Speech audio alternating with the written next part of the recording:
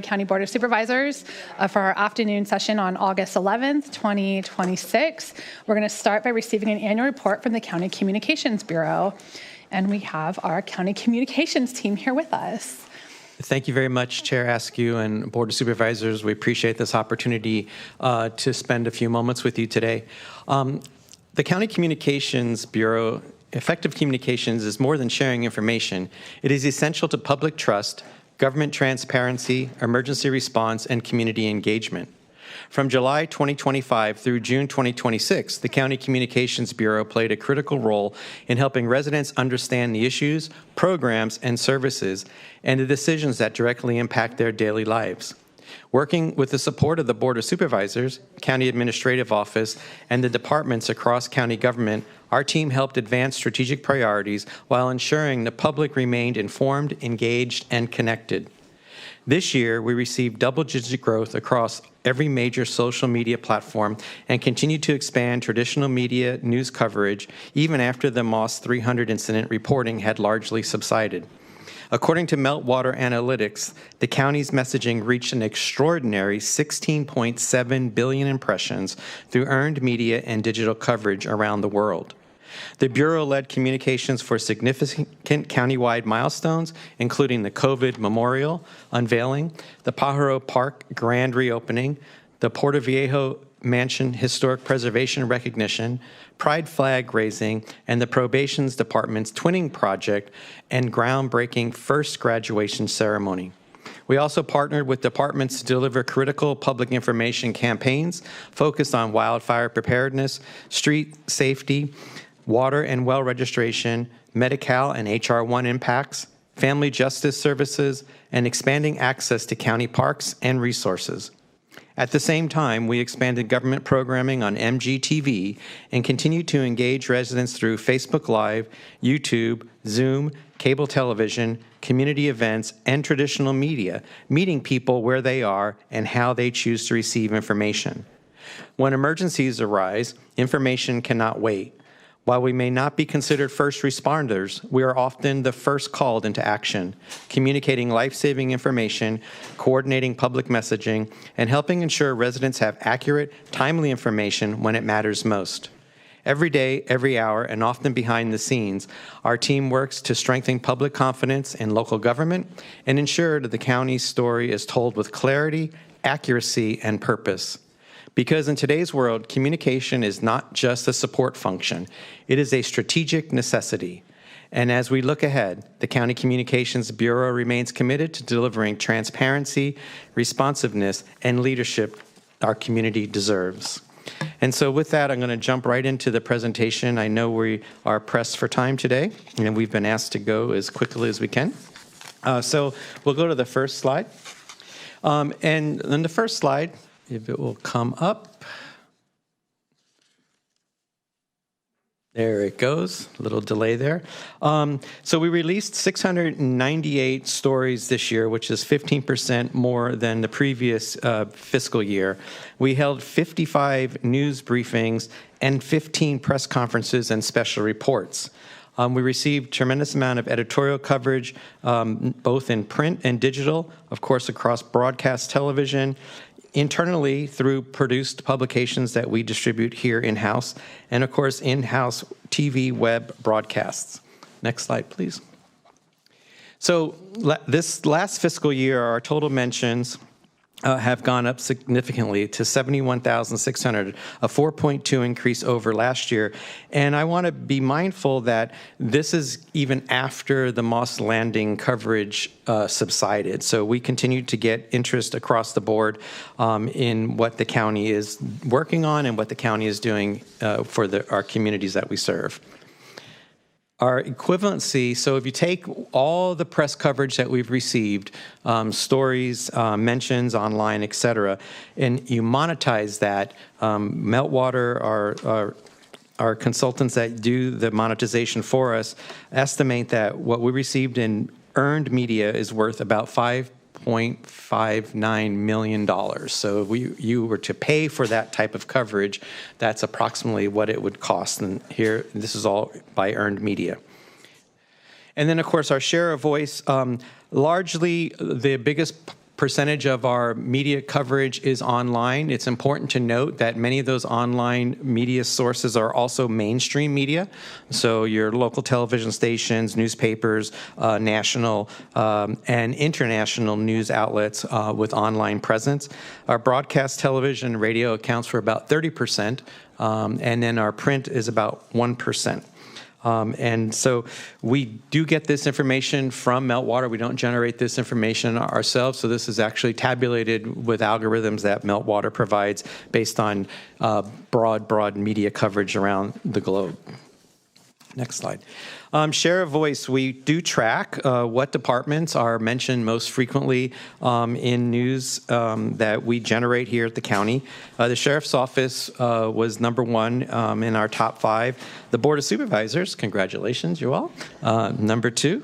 Our District Attorney's Office was #3. Our Health Department was #4, and Social Services were #5. I also, in the footnote, included the other departments in order of the percentages that they received in regards to news coverage.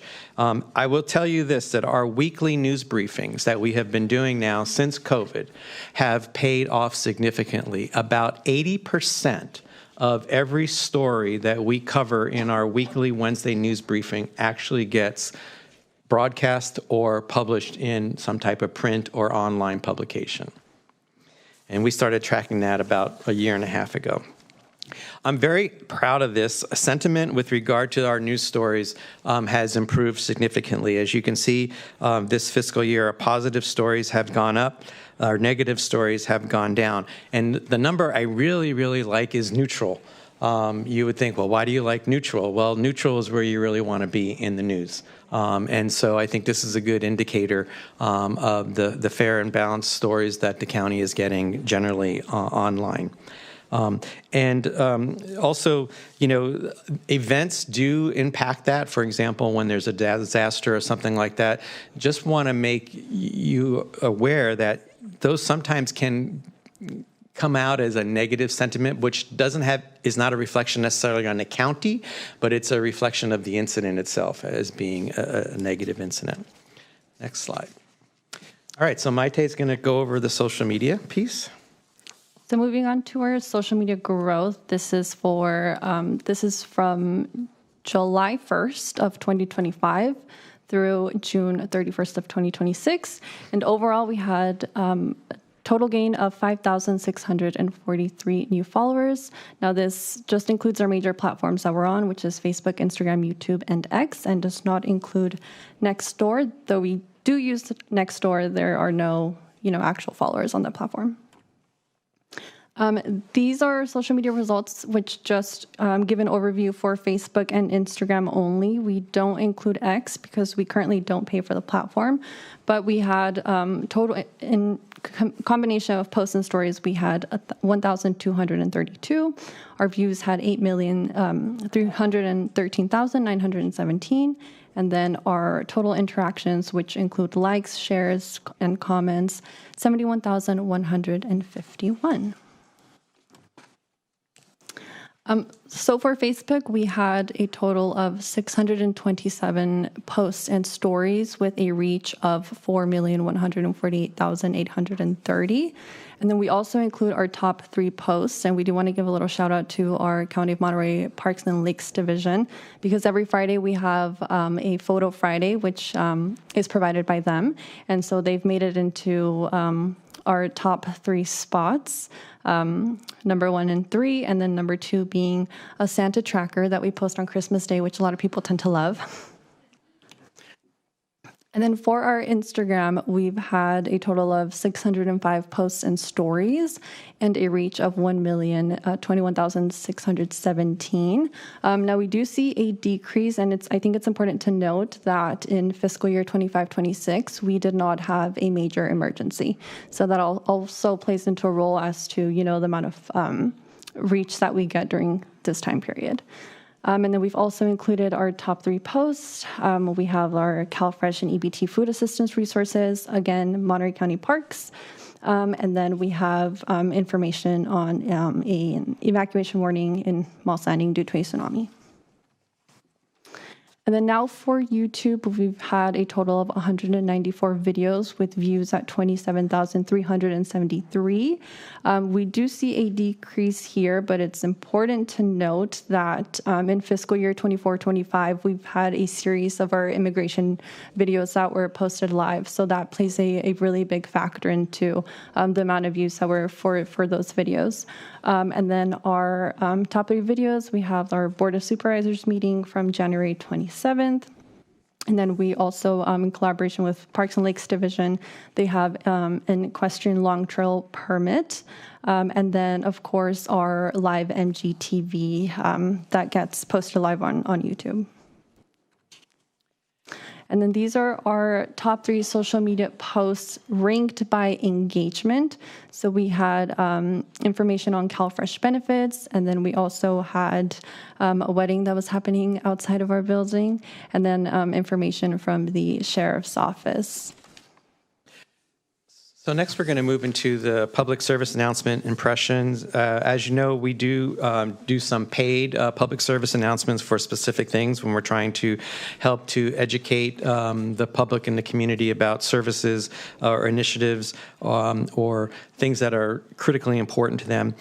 So our impressions are about 9 million, and so which is a very significant number. And so these are the actual numbers of times that people actually see or heard something about the County of Monterey. This includes both television, radio, and online presence. We did purchase much fewer public service announcements in 2025, 2026, primarily because of budgetary responsibility, and also we did a lot of work during the immigration issue online and both on television to inform and educate the public about our forums and about the services that they can receive from the county. And so that's one of the reasons for that. Our website continues to perform very, very well. We had 2,788,293 sessions. We do have interesting, the top pages that visit are often change every year, but one thing that's consistent is the Adopt a Pet. That is a very popular page on our website. Libraries are very popular, animal services in general. The treasurer tax collectors was a number 4 position, and human resources was number 5. So driving our social media and HR social media is driving a lot of folks to the website, which is great. The top 5 referral sources, how people actually get to the county website, are through Google, Bing, Facebook, Yahoo, and DuckDuckGo. On our Spanish, I wish I could say we had 2 million sessions, but we have about 38,505 sessions. We're always working to increase that. One of the things we did implement this year is a Spanish URL. So we're hoping that that will help to improve our actual growth in Spanish. It's important to note, however, that if someone enters our website in English and they click the Spanish button, that does not register as a Spanish view. It registers as an English view. That's just the way the algorithm is set up. So the new URL that's actually in Spanish will probably help that number go up as a direct way into the website. Elections was number 1 on Spanish views, animal services, adoptions, behavioral health, animal services, lost and found, and animal services, field services. So a little interesting how that differs. We've had some major website accomplishments in this last year. As I said, we indicated a Spanish URL. We redesigned the homepage for a better user experience. And we also added a COVID memorial wall, a virtual donor wall, and virtual honor wall on our website. And what's really exciting is we launched a brand new county calendar. That was one of the things that the Board of Supervisors was very, very keen on doing. And it took us a couple of years to get that implemented because we had to do a lot of research. But we did launch a brand new county calendar. It is highly user-friendly, and we hope you will check it out. We also launched Global Monty Chatbot on our website to provide AI-assisted help with finding things on our website faster. As you know, we have an enormous website, and sometimes it's harder to find things. And so with this chatbot will help expedite that for people and create a better user experience. I would say that Monty's in training, so we'll consider him a new employee. Chatbots do need to be trained, and so we are actively training Monty. And of course, you'll notice the name change. You're welcome. And then our website, we're very proud of this, and I want to thank IT for all their champion work that they've done to help us achieve this goal of 95.58 web content accessibility. That was not without a lot of pain by a lot of people, but we got there, and we're really proud of that. And then some general accomplishments that we'll just go over real quickly. Obviously, the 175th anniversary of the COVID memorial, the Pajaro Recovery Communications, the probation twinning project, Safe Streets campaign that we launched.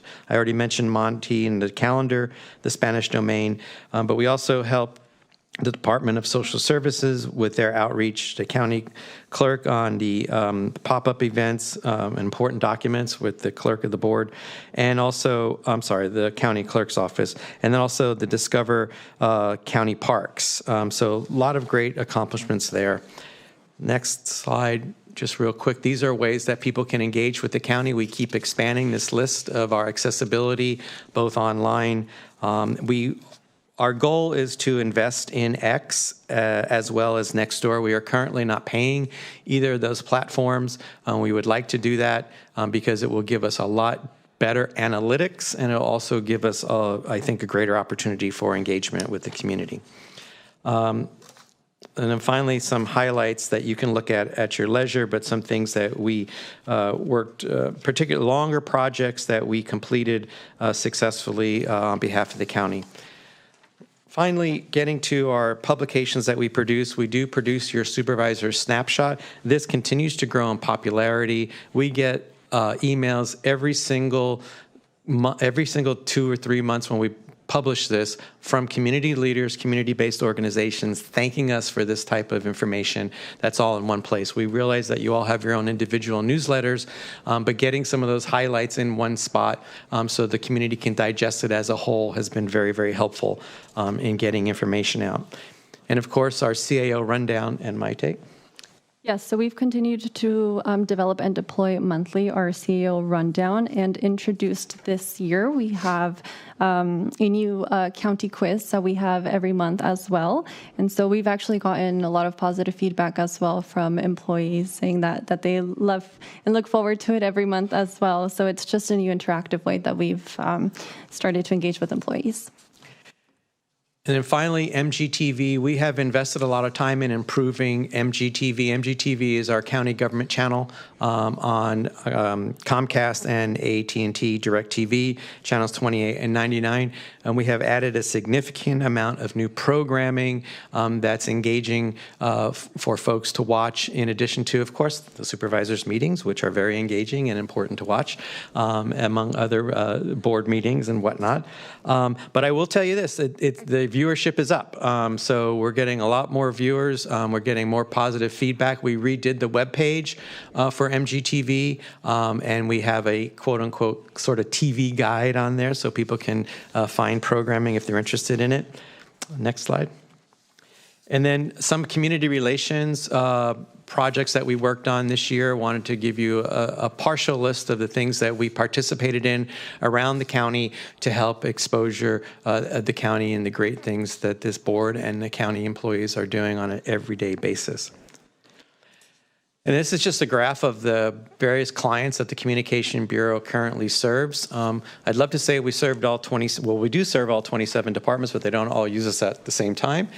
So these are the last years, but we get quite a bit of work, as you can probably imagine, from the Department of Emergency Management, the Board of Supervisors, and the County Administrative Office, but we work with a lot of other departments, and we're proud to do so.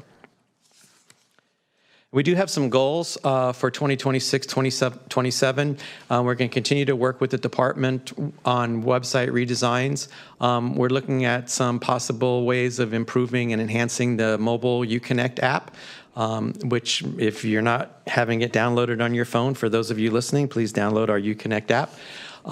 Also, social media, we always want to increase that, and we've done really, really well. So we've raised the bar pretty high, and we have to keep jumping higher to keep raising that bar.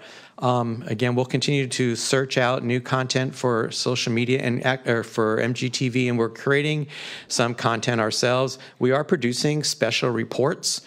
So we did a special report which focused on some issues that Housing and Community Developed was having, and also the HR1 impacts. We did a special report on that, and those got a lot of views on our platforms. We're also expanding the services that we're offering to various different departments, and we are generating revenue. I want to tell you that. So we are generating revenue with some grants through TAMC and the Health Department. So we are, and also some work we've done for the Water Resources Agency and their partners. We've generated revenue last year for the department. And then, of course, we want to always find ways of increasing our Spanish-speaking community engagement on all of our platforms. That is a top priority of ours. And so I want to thank you for your investment in and commitment to keeping our residents informed. And at this point in time, I'd like to answer any questions you may have or take any directions that you may have for our team. Thank you. I'll bring it back to the board. We'll start with Supervisor Church. A couple questions there, Nick. I'm just kind of curious. One of the social media or social media displays you had here showed something on a board meeting on 1/27/26, which was kind of out of place. What was that meeting? Let me get back to you on that, because I'm in so many meetings, I don't remember the subject. I don't know. It just kind of stuck out above everything else. I didn't know what was. Yeah. I don't remember what happened. But the other thing is, could you elaborate a little more on what you mean by revenue generating? Yeah. So what we're doing right now is we're engaged in ATP 6 grants, and we will also be engaged in ATP 8 grants, which are grants both from the federal government, from TAMC, through the Health Department, in which we have line items that our department is getting reimbursed for our labor. So just as if we were an outside agency of sorts, we are getting reimbursed on an hourly basis for the work we put into those, as well as the work we did for the Water Resource Agency on the well registration project. Those costs were covered by the outside agency, their partner, Salinas Valley Groundwater Basin Authority, to help offset county costs. So we did these great projects. We're engaging the community, and and the county is getting reimbursed for that work. Okay. Well, I just want to say I think you've done a great job here in the department developing it. You can see the engagement that's going on. I'm just, realize, the importance of outreaching and communicating with the public. I mean, that's our job. We can't operate in a vacuum where we just go out and do our work and then just respond to people. We have to constantly be putting things out there, explaining, guiding, teaching, of difficulties and challenges there are, because it allows a more professional and more effective two-way communication. And I know every supervisor up here says pretty well engaged on that. And I just you operate on a small budget, and you do a lot of good work onto there. And I personally, always really supportive of trying to expand on the communications aspect, because I think it will make our job much easier in all our departments if people understand what we're doing and how we're doing things. Thank you. Thank you, Supervisor. We couldn't do it without all your support. Comments? Questions? Supervisor Daniels. Thank you so much. And just thank you for everything that you all do. I really appreciated this update and report and hearing about all the major accomplishments. It's very impressive. And I think our strength as a county is 100% connected to our ability to communicate what it is that we do and keep our residents informed. And you are the heart of that. So thank you for what you're doing in this report. Definitely demonstrates that. I had a couple questions. I'll just go backwards from the back of the last part of the presentation forward. And the first question has to do with X. And I'm just curious, do you feel like you're getting a local demographic when you're on X? And just to sort of cut to the chase, do we justify staying on that platform because there is some real benefit, or is it just traffic that we can't identify who that traffic is? And I'm speaking specifically to sort of the level of toxicity on that platform and the threats to people like everyone on this dais that exist daily on platforms like X. Including me. Including you. Yes. So I will say this, that I know X is controversial at best. However, it does still have a newsworthy purpose. Okay. And it is followed by a lot of media. And also what's important is that there's consistency in the messaging across all platforms. And so various different media outlets are monitoring different social media platforms. And so for that presence, I will say we are gaining followers on X as well, since we kind of rebooted our presence on X. In emergency situations, it's invaluable because people tend to tune in, so to speak, if you will, under certain circumstances. Car Week being one. I've been tracking that as well. And so with the fire, obviously, again, plus our partners are all over it. CAL FIRE, Cal OES, many of the partners that we rely on sharing and amplifying information are also there. And I would like to be able to pay for that service so we can get analytics. We are not able to get analytics because we don't pay for it. So that's something I'm looking to do. And I would be supportive also because that would help answer my question, right? Is it locals that are utilizing this space, or are we just part of a larger? Absolutely. I agree with you. So in terms of the supervisor snapshot and the total circulation, I just am curious how that gets out to those partners. Do you have a distribution list? Do you turn it into a PDF? What happens to All that? of the above. So we do have a distribution list. We also put it out through eye contact, and then we also publish it internally as well as through hundreds of community-based organizations and partners, and then that gets shared. That is great. That's super helpful. And then the briefings that you do. Yes. If you could just share with me, use the timber fire as an example. If you were to include that fire in a future briefing, how do you create unique content that ends up 80% of the time getting picked up? So what would you do in the instance of the timber fire in terms of providing county-specific news briefing? So with the timber fire as an example, like, as with any other disaster, what we want to focus on is this primarily on the services that the county is providing to its residents and to stakeholders. And so by having an angle on a story to highlight something is one way of drawing that type of attention, something that's new to the media or something that is value added for the media. So it's a aha moment. So a local news media could be watching our briefing, which they do usually on YouTube or Facebook, and they're like, we need to follow up on that. Or, oh, that's an interesting angle. You know, one of our guests on our program might say something that they hadn't said heretofore on television or on radio or any other platform, and they're hearing it for the first time. So kind of pinpointing, something to really highlight, value added. Excellent. Well done. And just one last question. How the improved public sentiment, that's wonderful in today's day. What do you think that's about? I think it's about being transparent and being quick with getting information out. Obviously, not every single story is good news, right? But the speed at which we get things out, the clarity at which we provide the messaging to the public, and also the opportunity for people to engage, I think it actually helps with that. And as I mentioned before, the number I really like is that neutral number, because I really want all the news to be, honestly, to be neutral. Fabulous. Thank you so much. If I can just add to that, in fiscal year 25-26, there really wasn't like a major emergency, and so that plays a really big part in sentiment. It's how people feel about a situation. Thank you.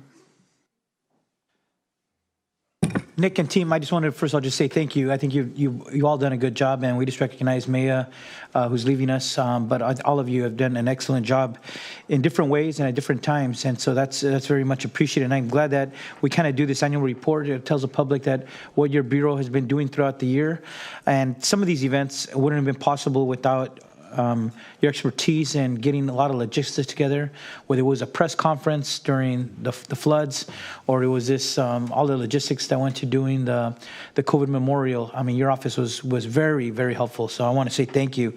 And I always say the local governments could be doing a lot of good work, but if the public doesn't know about it, we're losing half the battle.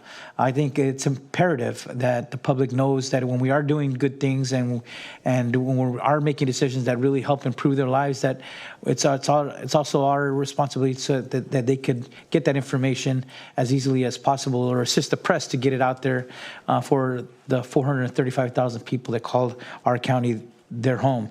So thank you for that. And then the other thing I wanted to emphasize was not only getting good information out, but during COVID, it was countering misinformation, which it went viral many a time. Information during the floods, bad information going out was also detrimental to the work. So that really emphasized that having a good communication team is critical to that when there is emergencies, we get the best and most accurate information out in a timely manner to the people who need it the most. And that speaks to what's going on today in our county as well with those fires. Last thing I want to talk was the Monterey County government channel, because this has always been a concern for me, is that I guess the agreements with Comcast or the cable providers, they provide a low quality resolution.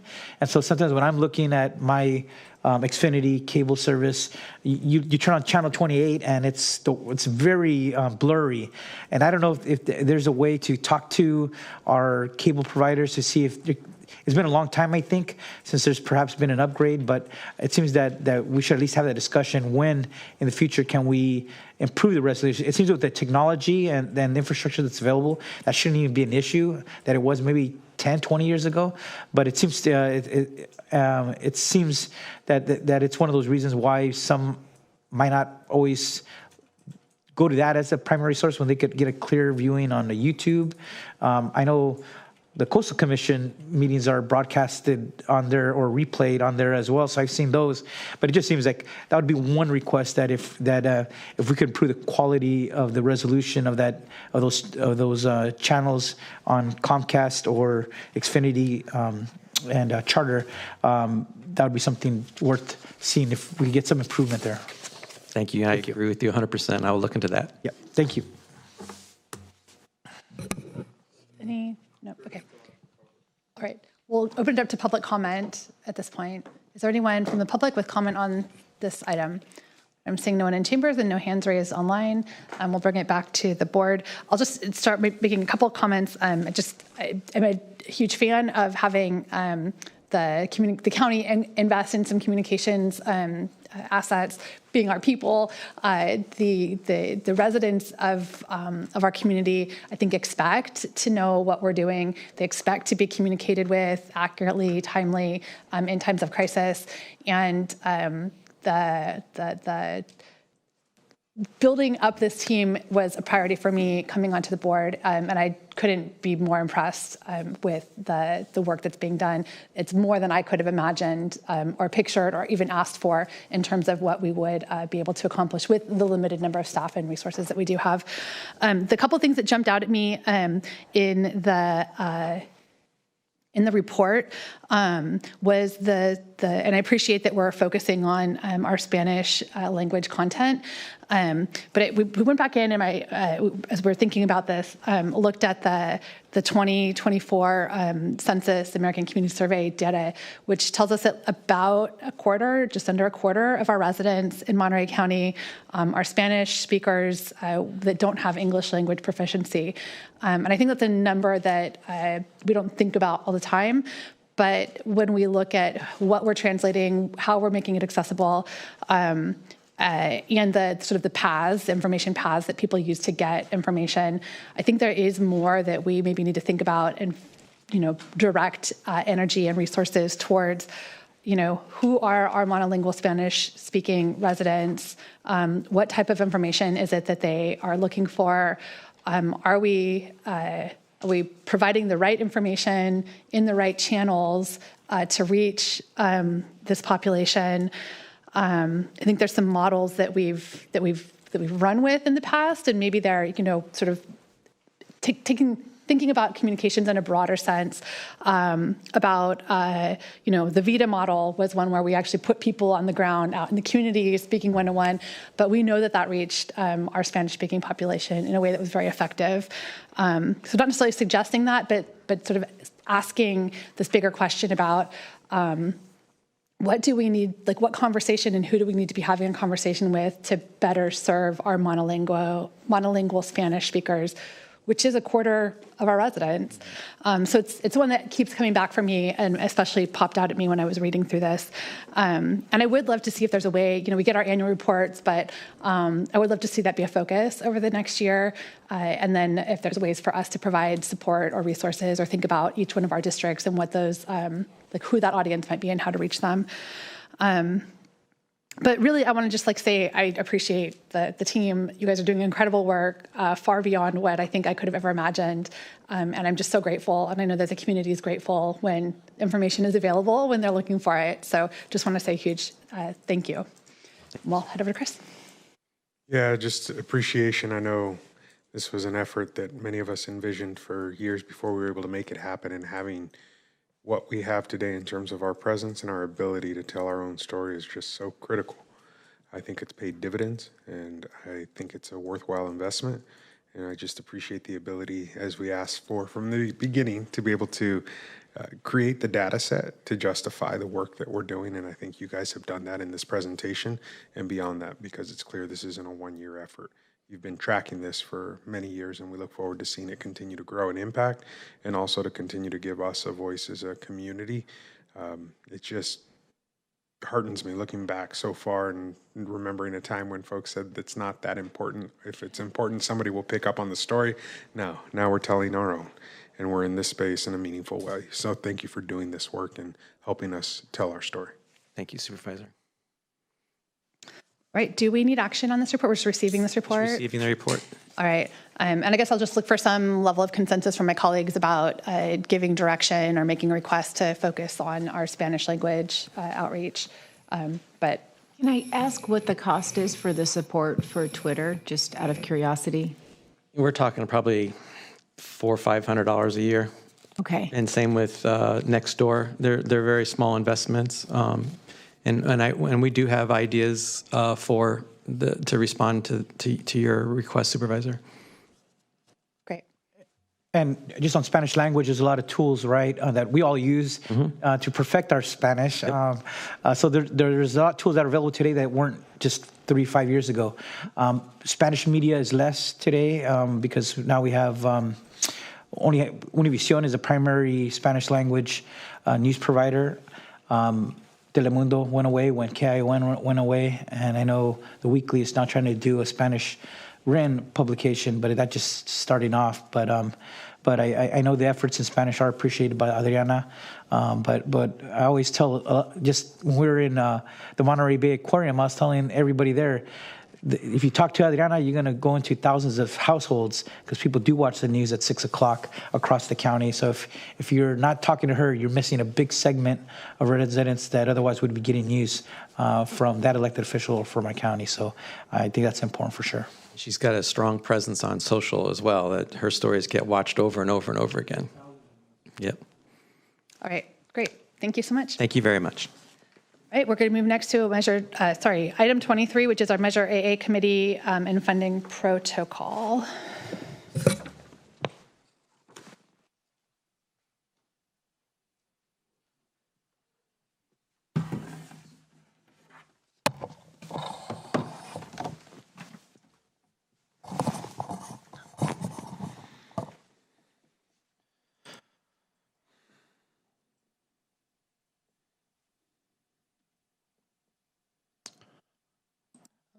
Sorry. Thank you, Chair Radascu and Board. Michael Beaton, Assistant County Administrative Officer. Presenting with me today is our Principal Analyst, Trent Hill. And if you bear with me 1 second while we open up the presentation.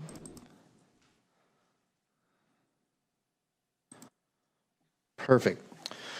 Before we get started today, we wanted to request removal of item A from this agenda item. Item A from the agenda item is the consideration of formally creating the Measure AA Citizen Advisory Review Committee and structure. That portion is being requested to be pulled so staff can refine the additional items in there that do comprise with the composition and work with the Measure AA committee to refine, and we'll bring that item back to the board at a later time. So for today, as recommended by the Measure AA Committee, we will be presenting the recommended Measure AA funding protocol, reaffirming the board's priority areas related to Measure AA funding, guidelines, how departments request submission process, and related reimbursement rules and reporting of the Measure AA expenditures for fiscal year 26-27 and thereafter. As a kind of as a recap for the community, Measure AA is a 1% general purpose tax. We estimated fiscal year 26-27 to be about $25 million annually. The funds must be spent only in the unincorporated county or for the benefit of the unincorporated county. It's a general tax, so it can't be earmarked for a very specific purpose outside of a fiscal policy. And the board must annually allocate those funds as part of the budget process or outside the budget process. As part of the Measure AA committee, as part of the Measure AA board approval was the establishment of a citizen review committee on spending, and we will be returning with that item at a later time. So to reaffirm some of the board priority areas that have been discussed in previous board meetings were road repairs and infrastructure projects, water, sewer, wastewater infrastructure projects, emphasis using parks projects with the money, essential and mandated county services, as well as public safety. These were the 5 board priority areas that were established for focus of use of the Measure AA dollars. Back in 25-26, the board, to help guide the process with Measure AA, created an ad hoc committee, which was later converted into a standing committee. That committee was challenged with basically 3 main items. The first item was the development of a policy framework for recommendations of Measure AA. Which is what we're actually presenting today. The second item was the development of creation of a community review committee, which we'll be returning at a later time. And the third item was recommendation for initial list of high visibility projects within the community. And from there, they were separated into 2 different types of projects. These have already been brought to the board, and we continue to bring items related to this to the board, which is an example of the next item that we have and will be presenting. Skipping that one. To talk about the policy framework as recommended by the Measure AA committee is we were looking at establishing 3 separate funding categories with Measure AA allocations based on certain percentages. The main categories that we're looking at is categorizing ongoing costs, roads projects, and one-time projects. The next few slides that we're going to cover, we'll talk a little bit about the percentages for each one of the categories, as well as how they get appropriated and how the board will ultimately approve these projects. For ongoing costs, which I'll talk about first, ongoing costs are developed as part of the County Administrative Office budget. These relate to costs that are ongoing year to year. They're not one-time in nature. They're not short time-bound. So this could be for salaries. This could be for ongoing projects that really have no sunset. The Measure A committee established or recommended a hard cap at no more than 35% of the annual estimated Measure AA dollars go to ongoing. I believe in the current fiscal year 26-27 budget, we are at 34%, 33% depending on how you look at some of the costs. And so the process for the ongoing costs is that through the budget development process, and as the CAO recommended budget that gets presented to the board, those ongoing costs would be identified and recommended to your board for approval on an annual basis as part of the budget process. So as part of the development here, we would also look at tracking those costs through use of activity codes, and then ultimately presenting those costs back to the board here, as well as the Measure AA Community Advisory Review Committee, once that does get established, to ensure that those costs are being spent in accordance to what the community approved Measure AA to be used for. The next bucket that we're looking at is a general percentage, not necessarily a hard cap, and that would be between 40 and 50% of the annual allocation. So if you look at 25 million, you'd be looking at about $12.5 million annually from Measure AA to support roads. With roads, since we already have a process with roads on how we determine the TOT allocation and for the roads fund, the roads would basically, the Public Works Department would receive requests from the community, receive requests from the board, receive requests from the department for individualized roads. They would work up an annual plan. That annual plan would ultimately come to the Measure AA committee for potential prioritization. And then that list would ultimately come to the Board of Supervisors on an annual basis for approval. And what that is, that'd be the annual plan for the year for Measure AA based on when funds become available. So after the board does approve that master list, we would actually, as part of the CAO recommended budget, we would approve that full $12.5 million, or depending on what percentage the board identifies, in the CAO recommended budget, which would become part of the adopted budget. So every time when money does come in and we have funds in hand, we don't have to come back to the board to have it reappropriated. The list of those roads and the progress would be reported back to the Measure AA committee. We would then also look at the money that has been received, and from there, the Director of Public Works, in partnership with the Measure A committee, would say, we now have enough money to do the next 3 segments of the roads or such thereafter. Any new request that is not identified or approved by the board on the annual basis, so say if there's an extension of a road or there's a new segment that is being recommended by the Director of Public Works at the time, that list would ultimately come back to this board in totality to be reapproved. Just as a clarification and a point of process to make sure that the board has the final say as far as the additional segments or what does get approved. And so that leaves us with the final bucket that we're looking at, and these are one-time costs, one-time projects, one-time purposes, and the funding ratio that we're looking at is anywhere between 15 to 25%, depending on the funds that have actually been received for the year. And so the process for this here is we would look at doing this on a quarterly basis. So as part of the Measure AA committee, we would call to all departments, asking for any departments or any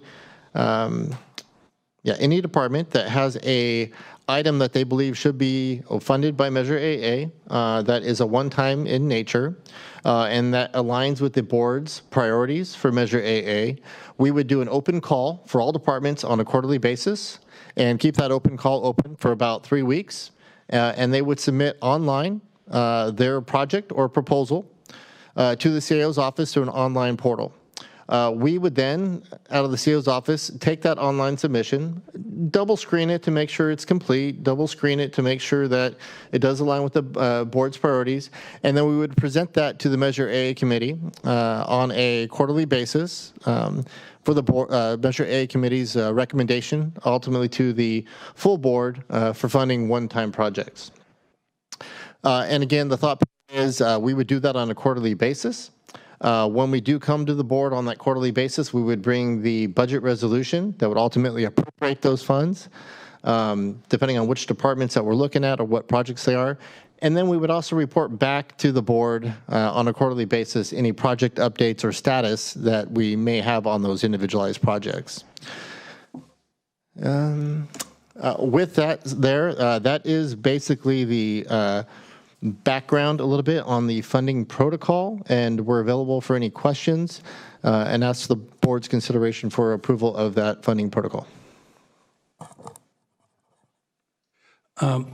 Yeah, on the one-time allocations, one question. It's plan looks good. Appreciate all your work onto it. Wanted to hear. So there's going to be any department could come into any of those 4 quarters and make a presentation. If a department, let's see, there's going to be a meeting in September. Then it'd be, I'm thinking maybe April is the last one of the fiscal year. Is that about right? I do believe that's correct. Yeah. So a department comes in April, has got $250,000. We want to purchase, 5,000 widgets or wherever, your whole thing goes on there for distribution to the community. And if they aren't able to get all those widgets or whatever they're doing to purchase by the end of the fiscal year, what happens to the money? Great question, Supervisor. And so we just ran into that problem this fiscal year, that we did have some departments that were not able to actually complete their projects. I believe we had roads, we had HCD, we had, I believe, as well. Had some projects that were approved by the board with the funding for that very specific fiscal year.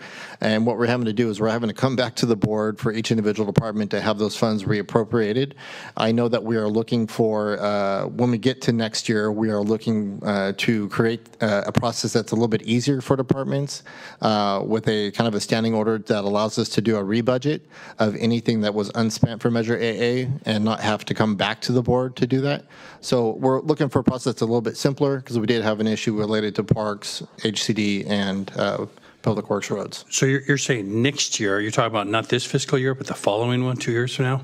Correct. So the issue related to last fiscal year, we're fixing now with departments, and so we should have a couple items that should be coming over the next 2 board dates to fix those issues for departments that didn't finish spending their Measure AA allocation. Yeah, that's difficult because then we're just kind of like we're spinning our wheels an extra turn or so. It seems like maybe the January, the February meeting, we only got a few months, and then April, whatever. I guess it's February and April probably. Maybe January, I don't know, whatever. Anyway, it is, whatever it is. I would hope we could fix it by next year, at the end of this fiscal year, because otherwise we're going to have these those April suggestions. We might approve them on the Measure AA, but it's a really tight turnaround period of time. Why can't we just go through, because this is a little bit outside the normal budget process. Why don't we just have it so it stays in the department? It rolls over because it isn't really part of the budget process, which is done at the 1st of July. This is happening later on. So that shouldn't be that difficult to make that change, is it? No, we believe it's a simple board action that allows us to roll over for departments. So, I mean, if it takes a motion here to do that, I'd like to include that in. I'd like to get it in for this year if we can, for this fiscal year, because I think it's going to be challenging for someone to present something in April, or, and sometimes even prior to that, and still get the whole thing spent without us having to start it over again. And it's a lot of wasted staff time that way. I just, one caution on that, it would be that we ran into the issue with actually giving the funding to some of the departments like parks. So the reason they weren't able to spend it in the last fiscal year when assigned was they didn't get the money, right? Because I kept pushing them on Frisbee golf and the splash pad, which we agreed to fund, and we went like 5-6 months, but we didn't have the documentation done for them to go out and chase it. So just acknowledging, right, this go round that we've got some issues with process that we've got to hammer out to make sure that we give them the fair year to spend the money. Yeah, why does it take so long to get the money then after we've approved it? That's the other problem. Well, it's a process, funding resolutions and things that have to go through it, that we have to approve for it to be released to them so that they can spend it. So it was a whole thing, and I don't think we got to that one until the last week of June, right? Yeah, and we actually have resolved that issue that we did have. So now, like, for example, the next item that we have in front of you is a list of one-time projects that were approved by Measure AA. We actually have the budget resolution with the item to be recommended to the board at the exact same time, where last time when we did the parks, it was done backwards. But yes, we hopefully have resolved that and are learning from our mistakes. Perfect. That's all I got now. Oh, yeah, go ahead. I just want to say that I know I had sort of made some noise about wanting a process, and I just thank you so much. This is so well thought out. And I also think it solves a lot of challenges that we've had with Measure AA funding because it exists. And so folks want to use it and come up with lots of ideas of how to use it. But what inevitably happens is we're like spending it 10 times over. And this helps us just focus. And I really appreciate that. And I think also, you know, if there's this 30, I'm not remembering the percentage of one time, 15 to 25% of one time, however those projects are decided, I think one of the things that would be considered is whether or not someone's going to be able to finish the project. And so that would be one of the considerations. You have a year, or if that's not the case, you have X amount of time, and whether or not it's actually something that could be completed in that amount of time might be one of the considerations. But I really appreciate this. I think it's going to bring so much clarity, and it takes, I think it puts the onus on someone other than us also on you for the budget process in terms of coming to us with this list of projects or the potential projects for future years. I just think it takes a lot of the guessing and the hope from various departments when we wouldn't never be able to support all of the Measure AA requests that come in a year. This just helps narrow the focus and the process, and I think it's going to be very helpful, and I'm so appreciative. So thank you. Thank you. I just had one comment, which is on the Measure A funding projects cost framework. Are we on that yet? You guys covered that already, right? Okay, so just on the allocations, the percentages for the ongoing costs, road projects, and one-time items, is that fixed or is that a goal? Because I know on the paragraph above that, it says these funding allocations will be examined on an annual basis and modified as needed. But upon proving this, will we be locked into those percentages? Or can that be flexible? And, you know, depending on the quarter or when it comes to a board meeting and we're considering projects, I just don't want to be locked in when we could be funding other projects in one area if there's not enough in another. No, absolutely, and thank you. So the way we do understand it here as staff is the only thing that would be really locked in is the ongoing costs for sure, that we, as when we submit the CEO recommended budget, that we do not exceed the 35% as part of that recommended budget. The percentages that were recommended by the Measure A committee for the roads and one time, they were flexible. So I do anticipate that if we get to the end in April and we're looking at roads and they're not quite all the way caught up and we have maybe a recommendation at that time that there's more money for one time, that the money can be shifted to one time, or if roads are advancing, then at that time it can be fully recommended by the board. From our perspective, the only hard cap that we really got from Measure A was the ongoing costs, no more than 35%. Great, thank you for that, and I agree. This is gives us a good guidance moving forward on how we move forward with AA. So, thank you to everyone who worked on it. Appreciate it. I'll echo the comments of appreciation to have process in place. It's really, I think, alleviates a lot of the angst that I was feeling around what are we doing here. The one suggestion that I have, just as I think we'd made some initial commitments that we want to get this money out in ways that it's visible in the community and significant and meaningful.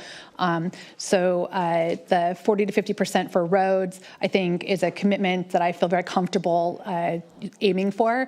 But I do think that over time, maybe if we set a time frame in 5 years to revisit this this formula because we did and we do have a number of infrastructure projects, parks projects. Once we finish the Parks Master Plan, there will be other things beyond roads that we want to make sure we're balancing out. But to have the really clear initial push on the roads, I think is a support. So I'll just ask my colleagues if we can put a time frame on this, what year is it now? 2026 to revisit this and look at the allocation percentages in 2030, for instance. That would be my request, just to set up an expectation that we will be reviewing this on some sort of basis. Well, I'd hope that'd be the AA committee looking at it at the end of each year, how it's working, since it is new. 2030 seems like way out there, but if the committee and the staff will, at the end of the year, see how that percentage is working, I think that will do its job within the committee framework. And I guess part of my thinking is, sometimes we put percentages in place and then it becomes a thing where we end up debating it every year. It ends up being on the table. I'm saying let's just commit to having this be the amount that we're going to work with for some period of time, knowing that it's not a forever situation, but set the date in the future. So we're not going to discuss it, or it's not going to be on the table every budget season, but we say it will come back up for review at such future date, would be my thought. But go ahead, Kate. 2 questions. Daniels. Can you remind me the composition of the Measure AA committee? Is that one of the ones that changes every 2 years or 3 years rotates throughout the board? I do believe the Measure A committee is a 2-year rotation cycle, which just started, and we have Supervisor Church and Supervisor Lopez currently sitting on the 2 years. Okay, so, the only concern I have is I really do appreciate that locked 30%, 35%. And it sounds like there is the flexibility there for the committee to reevaluate. I think I just don't want it to be an invitation every 2 years to change the formula. And that 30%, I think, is something we all agree on, or 35, whatever it is. So, Susan, maybe you can help us out. And I just want to remind this board that it is a general tax. This board has the right to change those percentages at any time and shouldn't earmark them in perpetuity. So that's understood then. I don't know if we need anything, but We also have we have a number of different things. Our TOT is also general tax, but once we put a percentage in, it becomes a forever thing. That's what I'm saying. Like, I might not be here, you may not be here, other people may not be here. So putting a timeline was what my suggestion was, but it doesn't sound like there's support for that right now. So I think if you did an annual report on Measure AA, that might be a good time to reaffirm the priorities. okay, then we're debating it every year, but that works for me. Okay, so do you need action from us on this to approve? Yep, okay. Happy to entertain a motion. I'll make a motion that we approve the Measure AA funding projects and cost framework with the time frame to be reviewed in 2030. I'll throw it out there.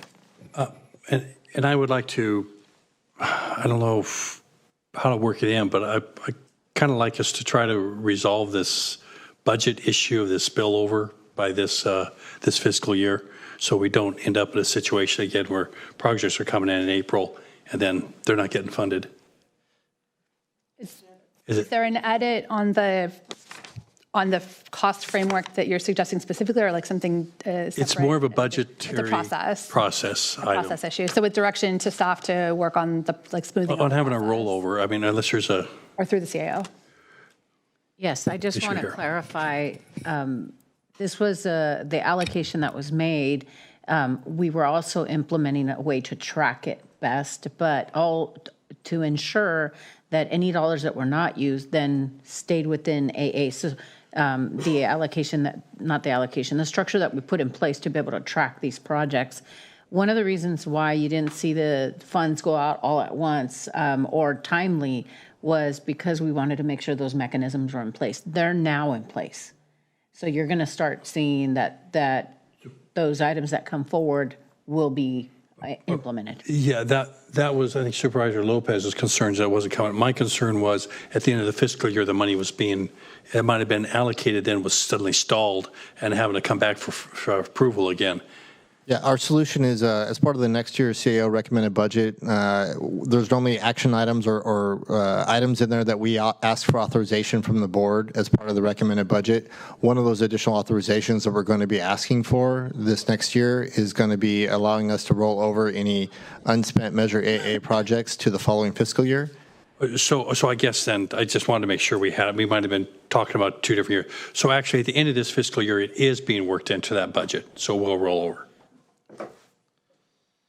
Rather than rollover, we would re-budget to make sure that it's remained available. Okay. I just want, okay. Yes. The terminology is close, the same, yes. Okay. I made a motion, if there's a second or if there's a different motion, or, okay, perfect. We have a motion and a second. All in favor? Aye. Aye. Approved. Thank you. Okay, moving right along to, and we'll have the committee information come back at a later time. So moving on to item number 24, which is to approve a resolution authorizing appropriations for our AA projects for 26-27. Thank you, Chair Root Askew and Board. Michael Beaton, Assistant County Administrative Officer. Presenting this item today is going to be our Principal Analyst, Trent Hill, and I will toss it over to him to present this item. Thank you, Michael. Thank you, Michael. Good afternoon, Chair Askew and members of the board. I'm Trent Hill, Principal Administrative Analyst with the County Administrative Office. Today, I'll be presenting fiscal update on Measure AA, along with the new departmental one-time funding request recommended by the Measure AA Committee for inclusion in the fiscal year 27 budget. This presentation covers 2 main components. First, a fiscal overview of Measure AA activity from fiscal year 25 through today, including revenues received and allocations made to date, followed by the new one-time funding requests submitted by departments and reviewed by the Measure AA Committee. Together, these components provide context as the board considers the recommended actions associated with these proposed projects. This slide illustrates the overall Measure AA fiscal picture. At the time we prepared these slides, the county had received $28.6 million in Measure AA revenue and budgeted an additional $25 million in anticipated fiscal year 27 revenue, bringing total expected Measure AA revenue to $53.6 million by the end of fiscal year 27. To date, the county has allocated $32.2 million to Measure AA projects. This includes 36% for ongoing costs, 47% for roads projects, and 18% for one-time investments. As for departments, the allocation breaks down as 57% of the allocated funds going to public works, facilities, and parks, primarily for road improvement projects. 32.2% of the allocated funds going to Sheriff Coroner's Office, largely funding deputy positions. 8% to the Housing and Community Development Department, and the remaining $870,000 is distributed among Health Department, the County Administrative Office, and Cooperative Extension. The slide sets the foundation for new department one-time requests recommended by the Measure AA Committee. Turning now to the new one-time requests, these requests total approximately $2.5 million and span libraries, capital projects, parks, water resources, and homelessness initiatives. They were selected from a larger list of 56 projects reviewed by the Measure AA Committee and representing roughly $25 million in total proposed costs. A detailed breakdown by department can be seen on this slide. These recommended projects support Measure A priorities, including visible community improvements, facility upgrades, health and safety enhancements, and investments that benefit both county operations and residents. Approval of these projects will also help align Measure AA spending with the county's recently reviewed policy framework, bringing ongoing project funding within the 30 to 35% target at 33%, road project funding within the 40 to 50% target at 43%, and one-time investments within the 15 to 25% target at 24%. That concludes my presentation. We're happy to answer any questions. Questions? Supervisor Alejo? Yes, my question would be, this is the list. I have no problem with any of these projects. They all look like they're good and worthy projects to have funded and move forward. I I especially thank some of the money for the Pajaro levy, trash and debris removal, as Supervisor Church and I are on the Pajaro Regional Flood Management Agency, and that's been an ongoing necessity there. But what other projects were considered and not recommended? Because here we got it like a narrow view of what the AA committee members saw and are recommending, but we didn't see what other projects were on the table and did it get funding. It would just help us as the three other supervisors that are not on the AA committee to know what else was potentially considered and did not get funding this quarter. Yeah, we actually do have a full list of the departments that submitted a request for one-time funding at the last measure AA committee. We can share that right now. It's going to take us a second to switch over to I don't think it's totally necessary. It'd be great to get it. But I think, but in the future, in this report, it'd be great to have that as part of the report, saying, okay, we had absolutely 40 projects requested, but we're only recommending 15 or 20.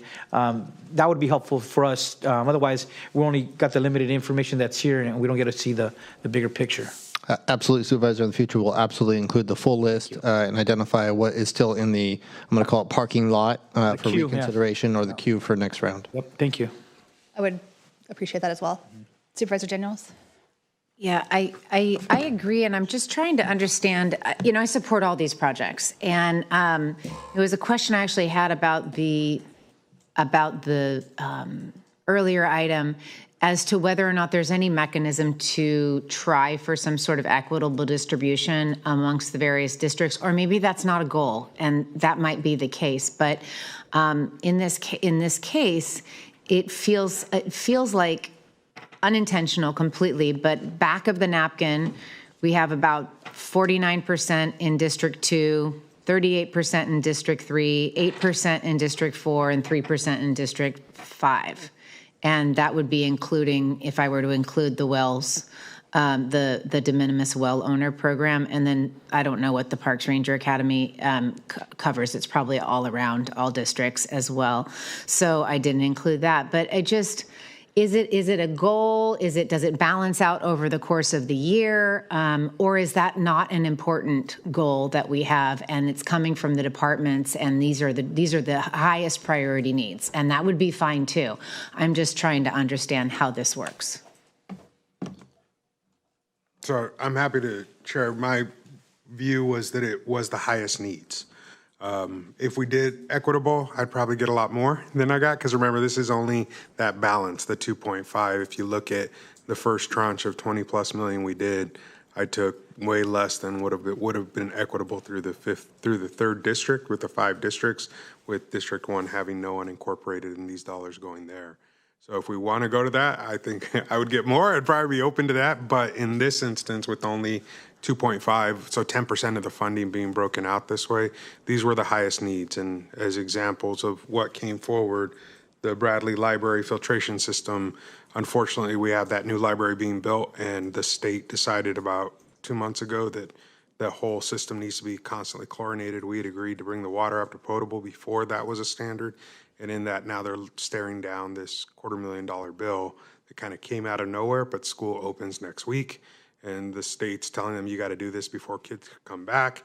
I've been meeting with library, with public works team. So this is like an immediate high need. And that's not something that any of us are privy to or part of as a conversation. It's something that only the two of you are part of. And so, I mean, when we talk about equitable, I think District 3 has more roads perhaps than any other district in unincorporated roads, and so that's how that played out. But I'm not having the same memory that you have about how the previous distributions were allocated, and so I'm just trying to understand. It's sort of a missing part of the previous conversation that we had regarding how we're allocating the funding. Is there a goal that we also are reaching for when it comes to deciding which projects we put money behind. And just to follow up on what Supervisor Alejo said, without that full picture, we also just don't know if there were other projects that were considered that these took precedent over. And it's just an ongoing question that I have about this process. So on this, this is that 15 to 25%, which is really generated from departments bringing things to us onto there. I mean, I know on the roads, we're, trying to the three districts, the main roads are, is 2, 3, and 5, and trying to split that out rather equitably on that. I mean, there's a higher population in 3 and 5, more roads on 2, so it was trying to do the balance on that.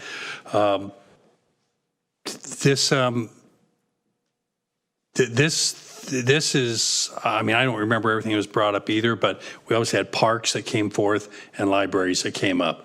And as Supervisor Lopez said, there's had to be 2 big library projects going forth, which happen to be in these 2 districts.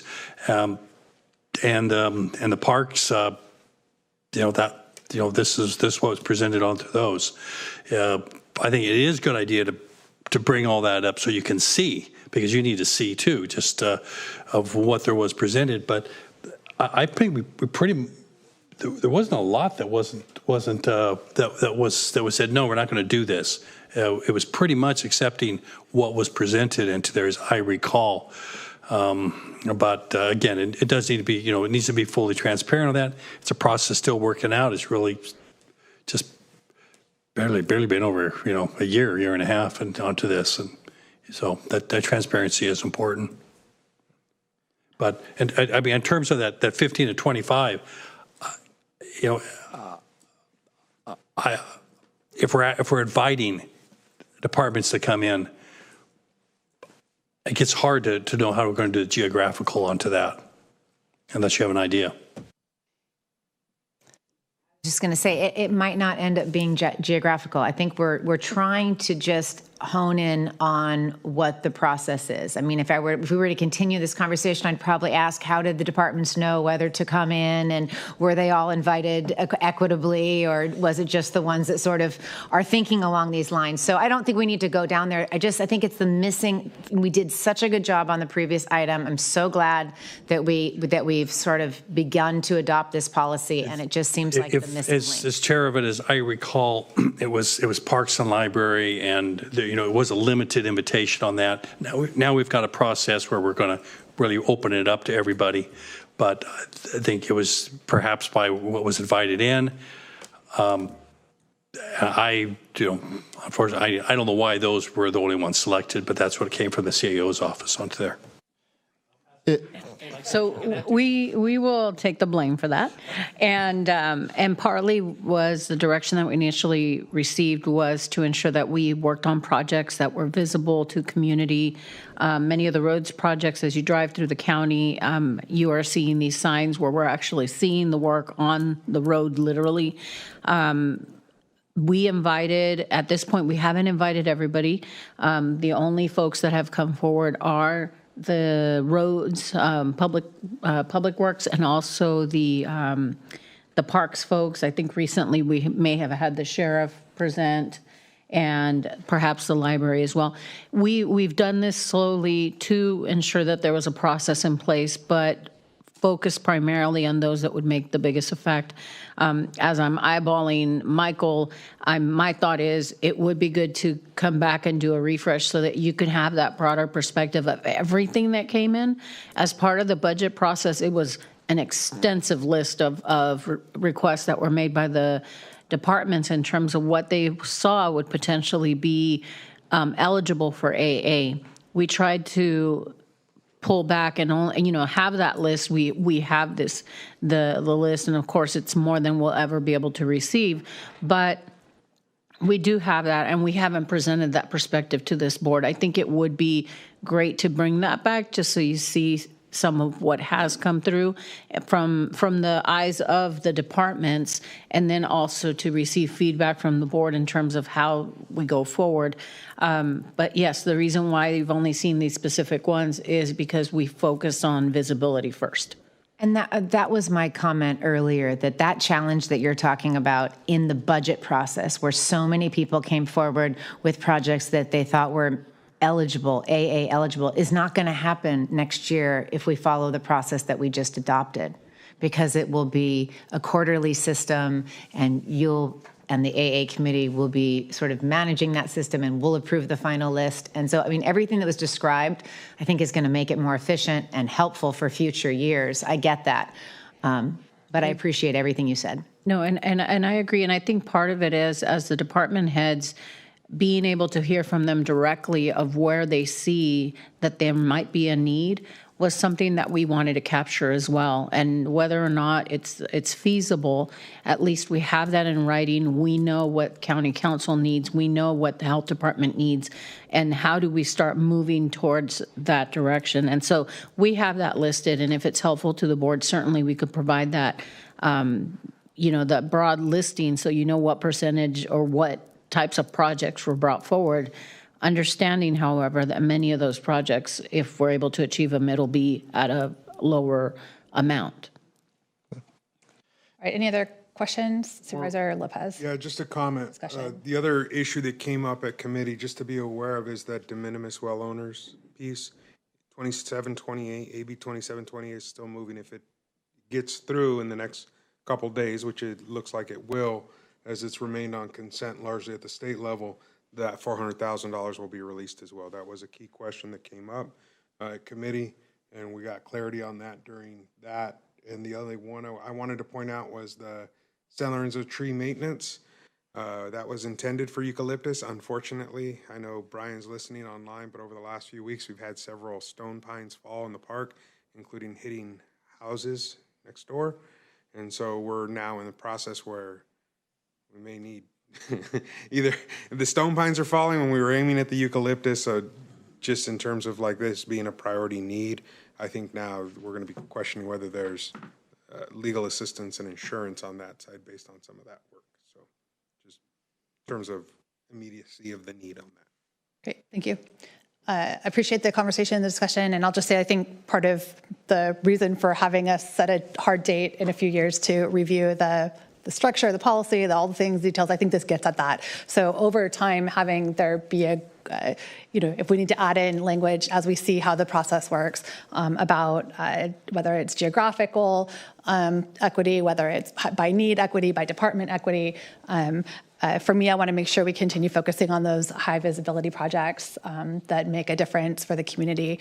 And so those are my priorities. And I think we're hitting those right now. But it is something for this discussion is definitely something for the committee to keep in mind. Do we need action to approve when this has the funding resolutions associated? So we will need action on this. Oh, and let me open it up to public comment. Sorry, don't want to miss that. Any public comment on this? We're out on item 24. Seeing none, we'll bring it back to the board for a motion. Can we have a motion from Lopez, a second from Alejo? All in favor? Aye. Any opposed? None. Motion passes unanimously. All right, thank you. We can move on to item number 25, which is a TEFRA hearing.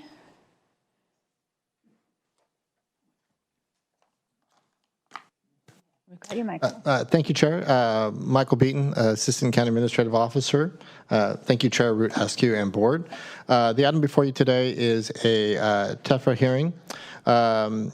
Under the Federal Tax and Equity and Financial Responsibility Act and Section 147F of the Internal Revenue Code, the county is required to hold a public hearing to allow for public comment on proposed tax-exempt financing for projects located within the Monterey County. This hearing satisfies that federal requirement, and for Montage Health to refinance some of their bond obligations, and I do believe we have Montage Health on the call, who might be available if there's any questions.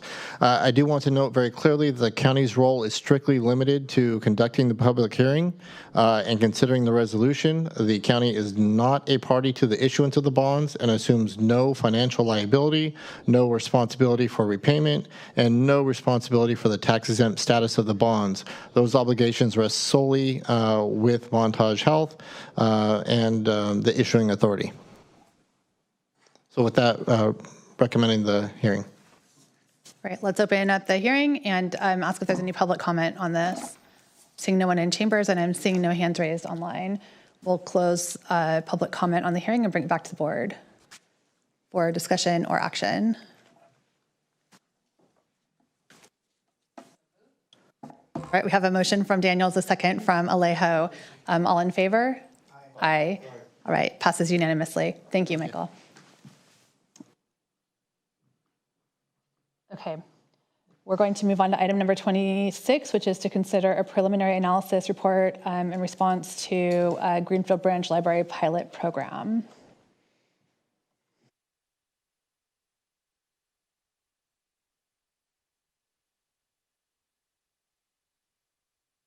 Libraries. Since receiving the referral response, I did indicate I spoke with Supervisor Lopez's office, modified it just slightly, and I wanted to add a correction and an update to the written response. The correction is the number of weeks we serve meals for lunch at the library. That would be anywhere from 5 to 12 weeks, and that is Greenfield Library, again, serves meals all summer for 12 weeks. This summer, which we're not done with yet, we are up to having served over 19,000 meals to children just during the summer through lunch at the library. And then the update is I did have a robust conversation with the food bank for Monterey County. They stand ready to see if we can wrestle together an agreement, funding and logistics pending, to see if we can implement a snack program. My request is we did have a pilot planned and funded by the Foundation for Monterey County Free Libraries. So with your discussion and permission, we would proceed with the pilot this fall and bring you back a report in about February. And I stand ready to answer any questions. Great, thank you. We'll pass it to Supervisor Lopez. Just appreciation for moving so quickly, and I'm just excited to see this off the ground, so hoping we can support that direction today. Thank you. Thank you. Any other discussion? Let's open it up to public comment. Any public comment on this item? We have Colin on Zoom. This is for comment in regards to item number 26. We're calling public comment for Colin. Colin Gallagher. Hi, can you hear me? I can hear you, thank you. Yes, just a very quick comment. I was trying to raise my hand on the prior item, but I didn't raise my hand in time. Am I able to comment briefly on the prior item? We've already taken action on the prior item, so we're on item number 26 now. Right. I just was asking if I'm able to make a brief comment on the prior item since I wasn't able to raise my hand in time. I mean, you're welcome to submit comment verbal through the email, but we've already taken action on that item, so that item is now closed. Close out my You can comment email here, us at cob@countyofmonterey.gov, and we'll make sure that gets included in the public record. Do you have any comment on item number 26? No, 26 is fine. Thank you. All right, seeing no additional public comment, we'll bring it back to the board for, we're requesting action to proceed with the pilot, is that correct? Correct. I would move that. Okay, we have a motion from Chris, I'll second that. So motion from, Lopez, a second from Askew. All in favor? Aye. Aye. Right, motion approved unanimously. We can move on to item number 27, which is another preliminary referral response for Supervisor Alejo with the development of a countywide facility naming policy.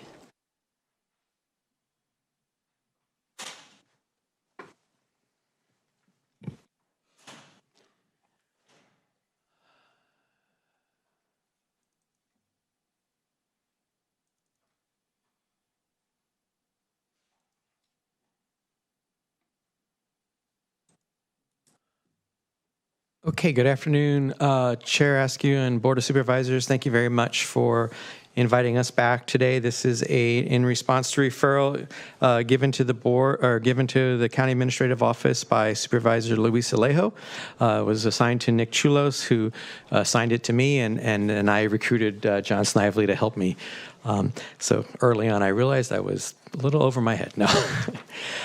So this is a referral regarding the naming of county administrative facilities, parks, and public works for assets in the county. So a naming policy for county assets.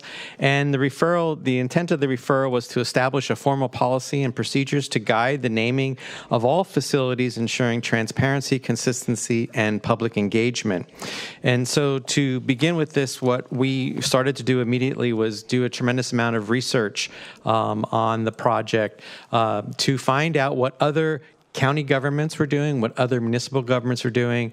We looked at universities and we looked at nonprofit organizations to establish a foundation for what we are presenting today, which is a draft policy on that referral. And in addition to that, we looked at several key objectives in the policy itself.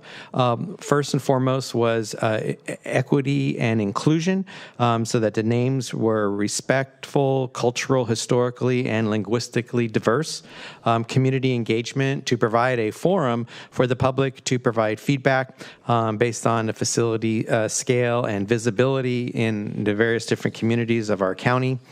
To provide transparency so that all county assets naming approvals are documented and visible to the public, and also to provide board oversight so the Board of Supervisors retains the final naming authority on every county facility.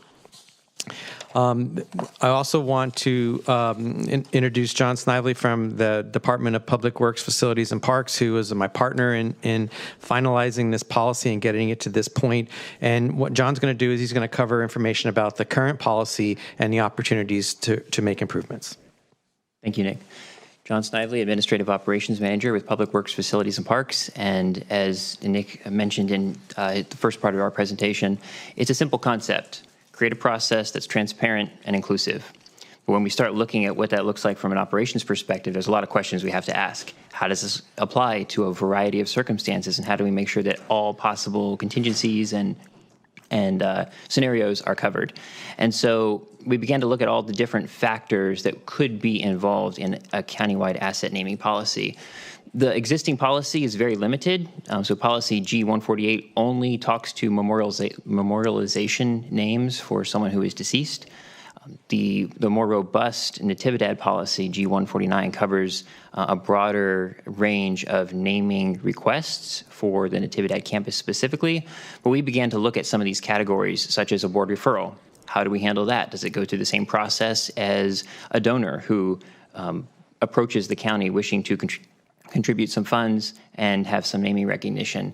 Is that the same process for a community building that's being built from the ground up, and we want to incorporate that naming into the decision-making of the process, versus an existing facility where a department wants to change the name to reflect a change in service? All these factors are at play, and so that attempt of this policy is to take that simple concept, transparent process, and address each one of those scenarios thoughtfully. So our last slide that we have today is just a quick diagram showing the 4 lanes, if you will, of different scenarios that might be received and what that could look like. The key change, or the new process, really centers around the idea of a review panel made up of the CIO's office as lead, with various stakeholders and partners in the county helping to vet, review, and recommend these naming requests. There are a few scenarios where that doesn't seem to make sense. For example, a board referral. If the board tells us to do something and come back to them, we don't want to hold up the process. We don't want to create more steps than are necessary, so the assigned department brings that straight back.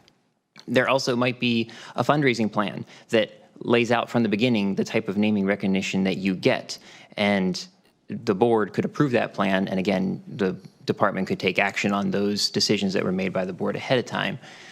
For a request for an existing asset, an existing county building, a park, whatever that might be, there would be a more robust internal review process that we would follow, first with the department that's responsible for that facility, followed by the review panel, and then ultimately to the Board of Supervisors for approval. Same thing with a new construction or major renovation. The perhaps difference there could be that earlier on in the project, we're involving the board through the CIP process and through the the initiation of that construction project. So we've tried to cover every contingency, and we'll try to keep our presentation short, but we're happy to answer questions about specific scenarios you might have, what that could look like in real life.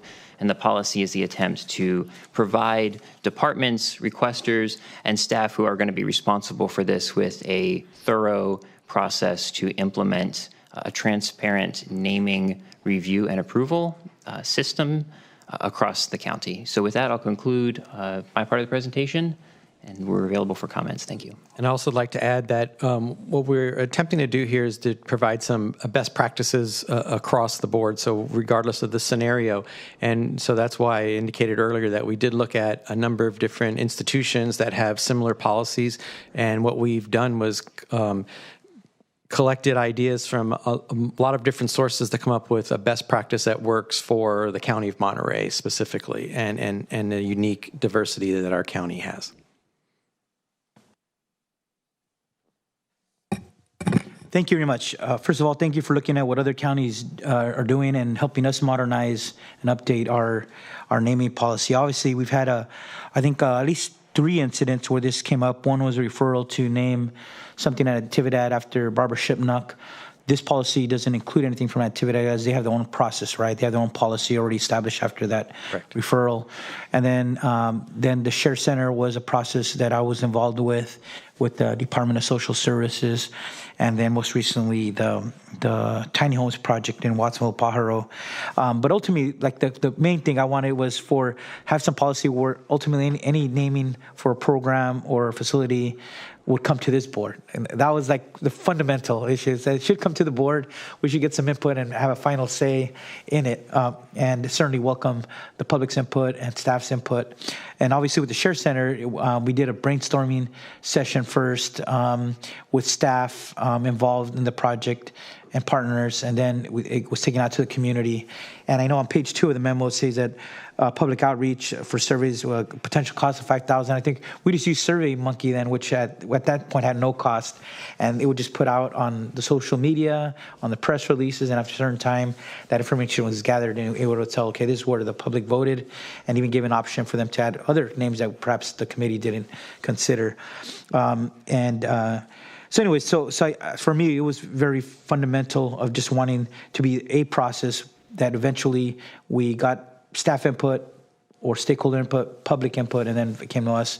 It seems like it's not too hard of a thing to follow, and this would help standardize it.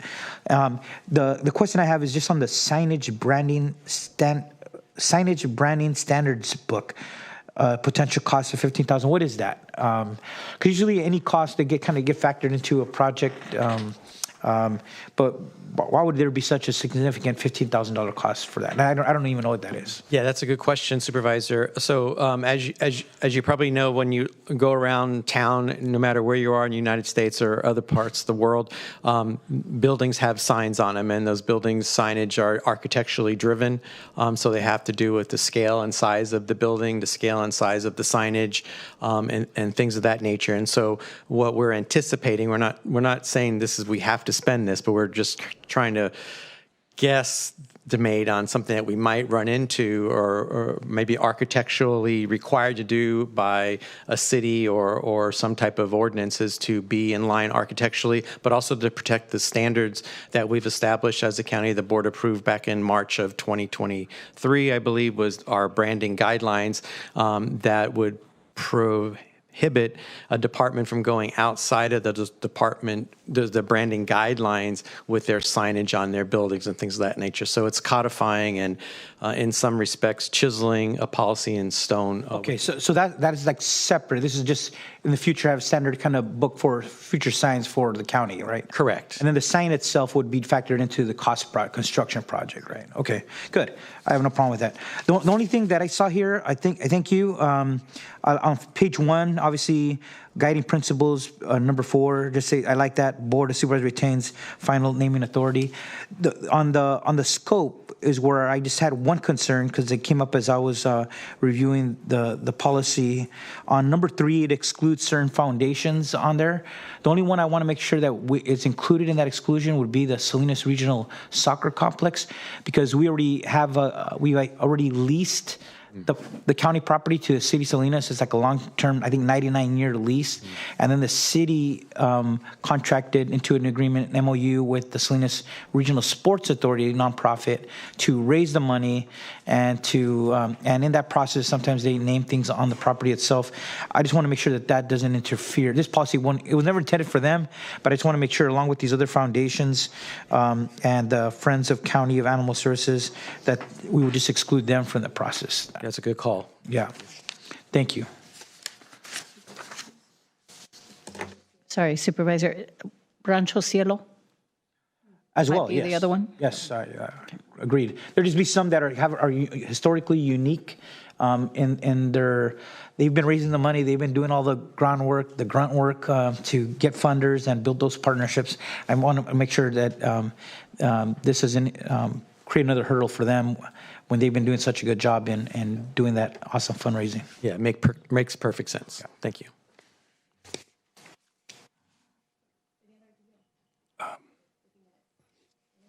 Sure. Jump in there. You like the idea of, of doing something here, and I think bringing it back to the board is really where it all should ultimately go anyway. My question is on the process here, on the cost, which you brought up, and this, how does the cost differ from what this is proposing to what the current cost would be? Because a lot of this is absorbed in the departments, but that still takes staff time. Okay, that's a good question. I'm going to defer to my colleague. There's two cost groupings that we're looking at here. In terms of the referral response, I think we are referring to those one-time costs of developing a standards book, the research and development, et cetera. The policy considers that any project-related costs for the signage for that particular asset would be built into the request and the approval and the project. So whether it's a department funding it or an outside entity providing the funding. I get what I'm trying to understand is with this process, what are the extra costs that's going to be for the county by going through this process as opposed to what we have right now? I would say likely no, from a project perspective, no new cost. We would have to do the same thing regardless. All we're doing is formalizing the process that gets us to that end result. You're saying the process essentially the process that's being laid out here is a process that's being done now? Not entirely, no, because going to the cost, so there'd be some staff time, obviously, but it'd be very, very minimal. The idea that when outside, if there's a donor or some type of outside influence about how something is being named, it's going to come to the CAO's office and a committee, so to speak, to get it down to, making sure it meets the policy that's been outlined before it comes to the board, because we don't want to have you waste your time dealing with policy issues when it could be handled, through an internal committee.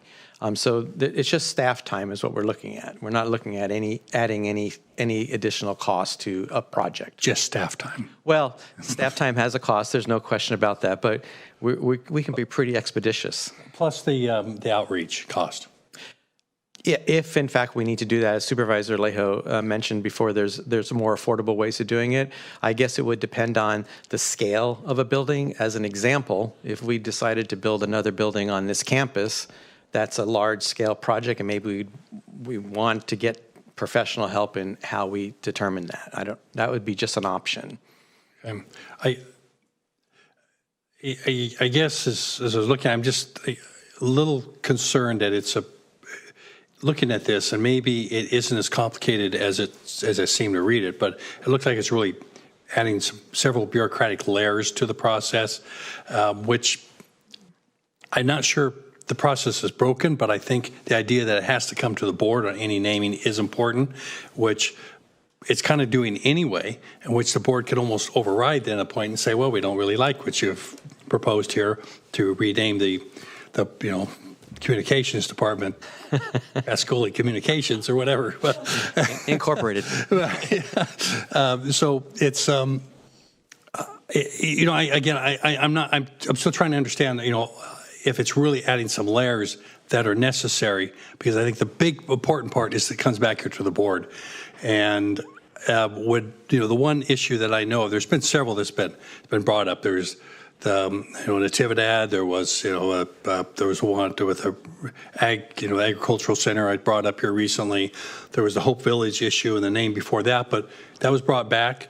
Supervisor Alejo had some objections to it. We did adjust to that. So the key was, and if it would have come right straight to the board initially, it probably would have been taken care of at that time. We wouldn't have had to go through it.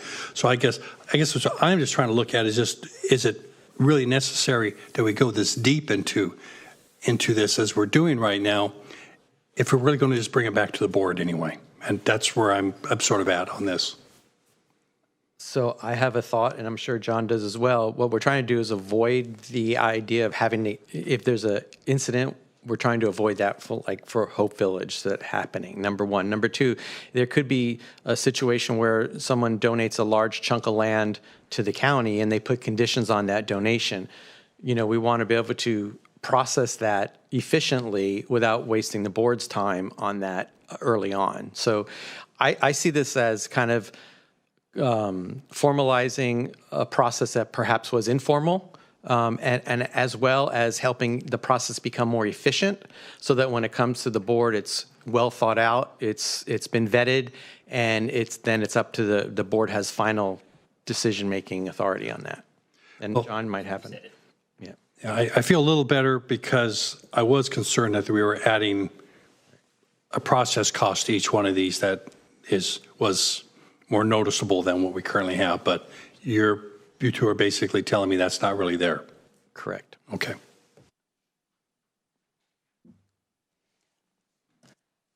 All right. I guess I just have one comment, and maybe it's not a popular comment, but I think if we're going to open the door more broadly to, I guess I'm not interested. I'm interested in having policy and procedure. I think that's always a good idea, but I'm personally just very much not interested in opening the door to naming county assets after people.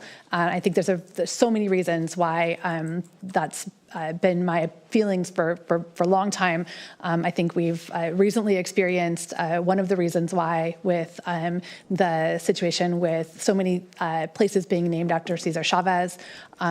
People are imperfect. People are all of the things that make it challenging to sort of immortalize. Where there's potential for challenges when you immortalize a name on a building, a public building, even more beyond the reality that we know that oftentimes things happen or good work occurs because of a collective effort, and to have a single name ends up being sort of the dynamics of that are not always representative of the community and those in the community who are doing the work of making our community a better, stronger, healthier place. So for a variety of reasons, I'm not interested in opening the door to more of that.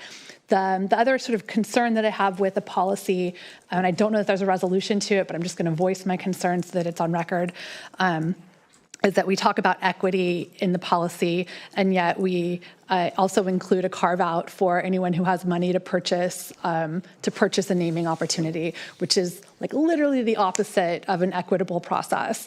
And fundamentally, I don't know if that upholds the values of a public agency, which we're here representing today. If we were in a different situation, private agency, a private entity, I think there's a different set of factors at play. But I just needed to voice my personal opinions and concerns, but I'm open to having a policy, having it clearly outline what our expectations are.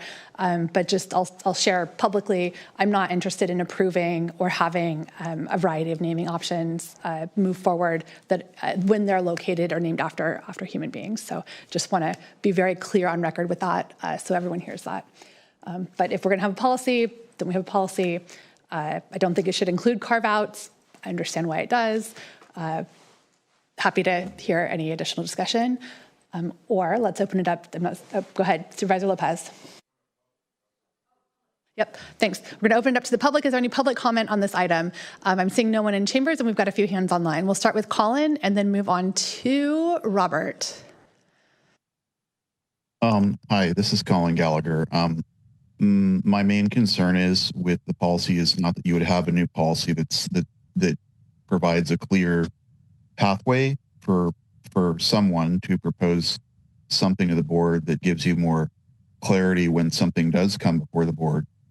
My concern is that it would open the door for something along the lines of what Supervisor Askew just kind of alluded to, which is that there is a possibility of that you could kind of have a flood of, I'm not sure if applicants is the right word, but just basically interested individuals maybe is a better term, who would then come in and say, well, I want either my name to be associated with this or someone's name, or kind of maybe another possibility is like a cause or an ideology, whether it's a political ideology or gender-oriented sexual, orientation ideology, whatever it is. And so then just kind of like this flood of things, and then the board has to be consumed with fielding all this, and then you're saying, oh, well, the staff time, it's not really a big deal on the staff time, and it will consume your energies like endlessly. So because people are going to always want their names, fronted on, or their causes to be associated with something, and it should be easier to basically have most of those requests not be even considered before they start coming in the door, I guess is kind of what I'm getting at. If somebody wants to come in and then say, I'm going to fund something that the county is interested in doing or that is consistent with the county's policies, then yes, I mean, maybe so. Let people help fund that, voluntarily, perhaps. That's kind of what I would say. Thank you. Well, I lost our other names. Did you catch those? Okay, we had Robert Roach and Jonathan DeYanda.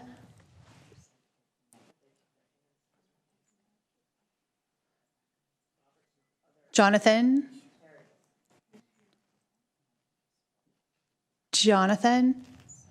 Can you guys hear me? We can hear you. Are you doing public comment on the naming referral? I was, yeah. Okay, great. We'd love to hear that now. Thank you.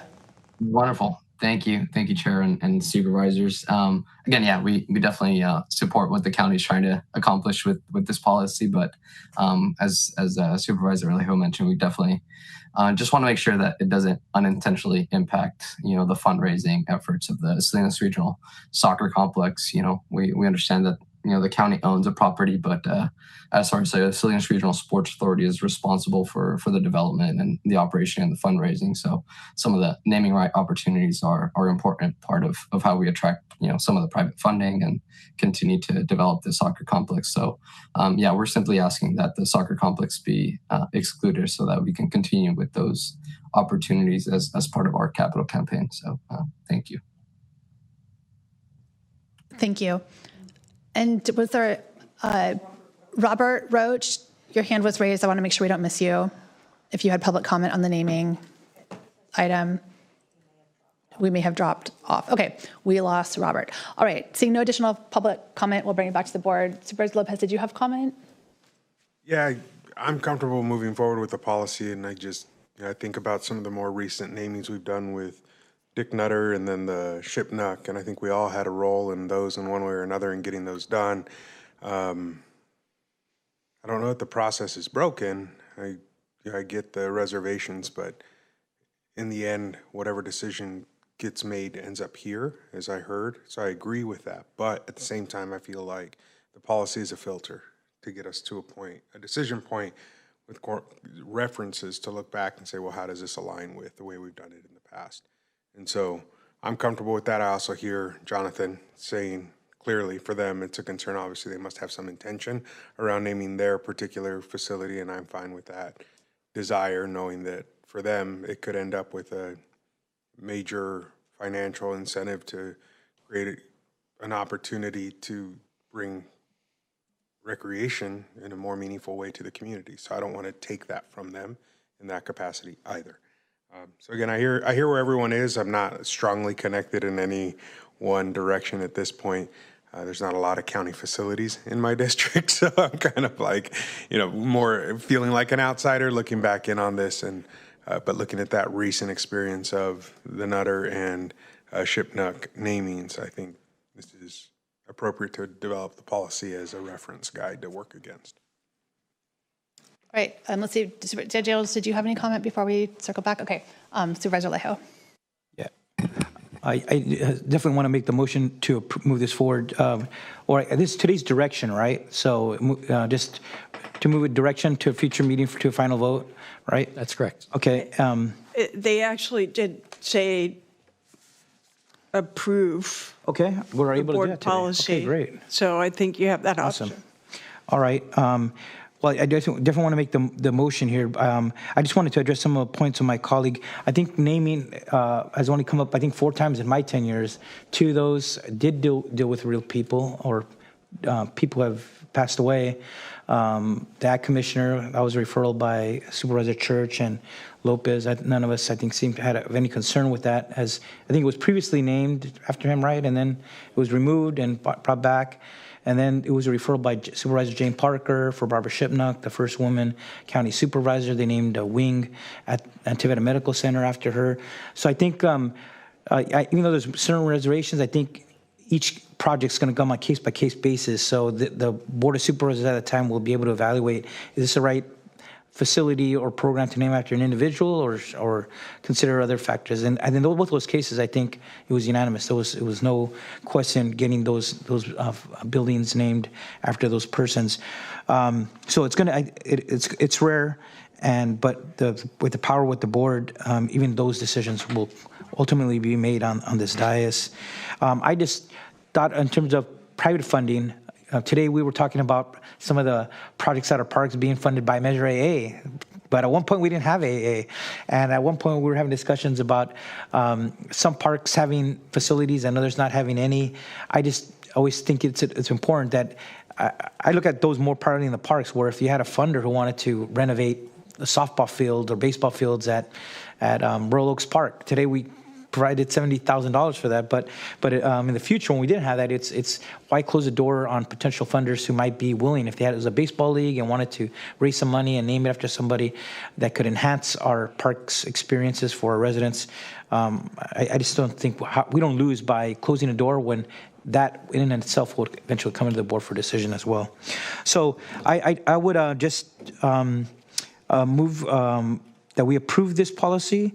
With the inclusion of excluding on policy, page 1, section 3, under policy scope, under subsection 3, to just excluding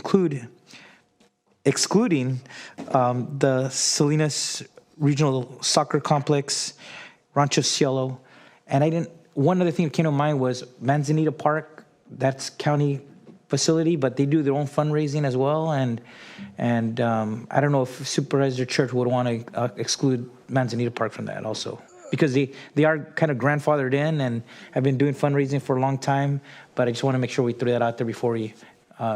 It's kind of bifurcated in a way, because it's county and a leased area there, so I'm not quite sure how that one fits in, because the park is still run by the county, while the others are really run by other entities. And Through the chair, if I may, we could include language that calls out any county facility that deals with naming conventions in a lease agreement or contract or other document. That way we don't have to come up with the full list today. Okay. Those would come back to the board, so you would see it at that time as well. That would include Laguna Seca. And Laguna Seca, exactly, another property. Yeah, exactly. I don't know if we should be carving out exceptions, because we keep thinking of other ones, and there might be more. Yeah. Well, I think a general policy is probably the way to go on that. Okay, well then, what would you recommend for that language? And then that way we just put it on the record and we could include that. I got to remember what I said. Any contract, lease, or other agreement that includes naming rights language would be excluded from this policy. Great, we'll include that, but it's been said here what some of those entities were intended to be excluded. So it's on record, at least in this administrative transcript. Thank you. That'd be the motion. We have a motion from Alejo, a second from Lopez. All in favor? Aye. Aye. All right, passes unanimously. We can move on to our next item, Thank you. which is item 28 and a preliminary report. Report back on referral submitted by ASCUs to strengthen county contract standards for data privacy, data sharing, and protection against unauthorized secondary use of county information.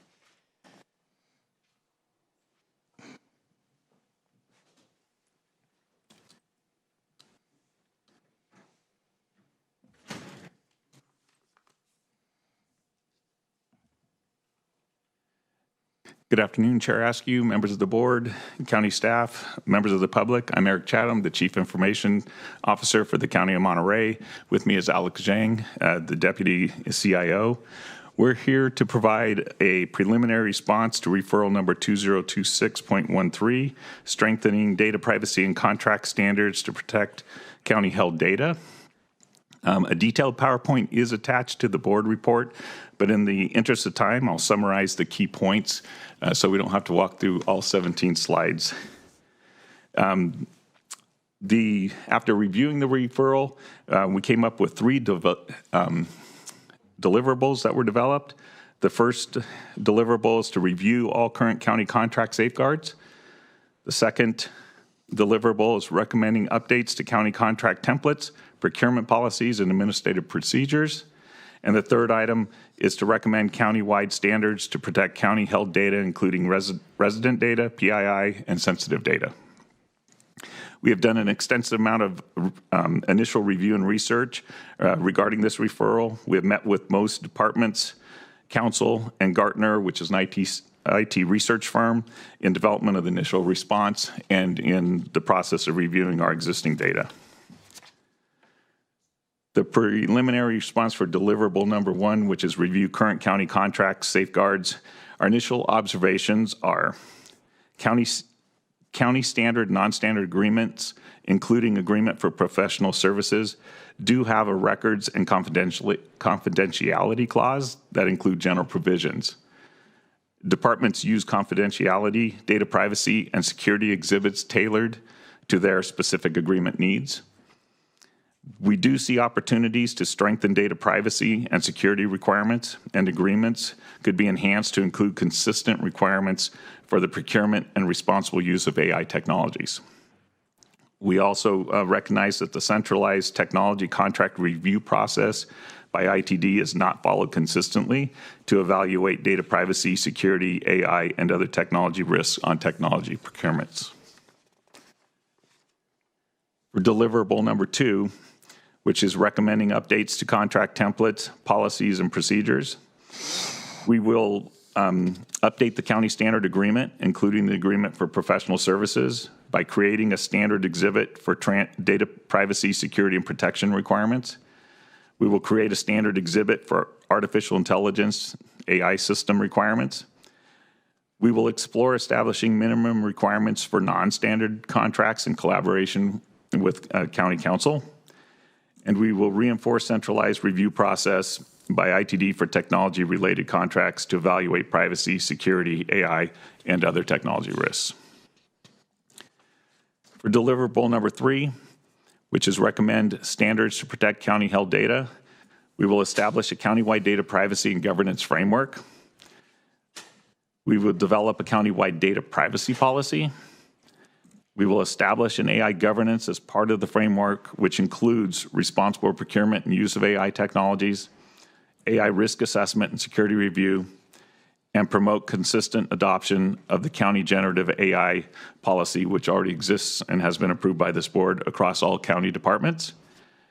And we will also complete the county-wide records retention, storage, and disposition policy development, which has been led by PWP and working with County Council and ITD. So this is the summary of the 17 pages you had there in front of you, which has a lot more detail of the work that's been done. There's been extensive work in reviewing other counties' data privacy policies as well. Now we'll be looking at any additional direction you want to provide with the deliverables we've laid out there. Otherwise, we'll move forward in the items that we've just discussed and bring those back at a future point in time with those for board approval. Thank you. And I just want to briefly comment as a referral maker. I really appreciate my team for the conversations that led to this referral. So Yuri, appreciate you. And then to our IT team and purchasing team, I think as information moves faster and with AI technology available, there's growing concerns among folks that we're in just talking conversations with every day, and the county holds a tremendous amount of data that we're responsible for safeguarding as public agency stewards to care for our public, but also we have to steward their data. And so I really just want to say thank you for the thoughtful response and the amount of detail that went into thinking about how we can protect the data of anyone who's doing business with the county. Some people choose to do business with the county. A lot of folks are not choosing that, this is how you have to pay your property taxes. We are, if you're engaged with any kind of public assistance, we have your data. And so we want to make sure that we can provide those assurances back to the public that we are doing everything in our power appropriately to make sure that data remains used only as appropriate and is secure. So just want to say thank you, and I support the recommendations that are here. Let me open it up to the public, and then we'll bring it back to the board. Is there any public comment on this item? I'm seeing no one in chambers, and I'm not seeing any hands raised. Okay, we'll close public comment, bring it back to the board. I just wanted to thank you and thank staff for the presentation. I think, we all think about different things, and this referral coming forward and giving us the opportunity to think about strengthening our data privacy and security is so important. It's important for us. It's important for our residents' information. It's important for public trust. And it's just not one of the things necessarily I had on my radar. So I'm just appreciative that it was on yours and that you brought this forward and we got the referral response that we did. And I'm just supportive of the future actions. Any other discussion? Nope. Right. You need an action to proceed with the recommended items. I'll move staff recommendation. And I'll second it. Okay, we have a motion from Askew, a second from Daniels. All in favor? Aye. Aye. All right, motion passes unanimously. Thank you. All right, thank you very much. Okay, we have another referral response, and this is item number 29 regarding Pajaro County Sanitation District and property tax rolls for sewer billing services.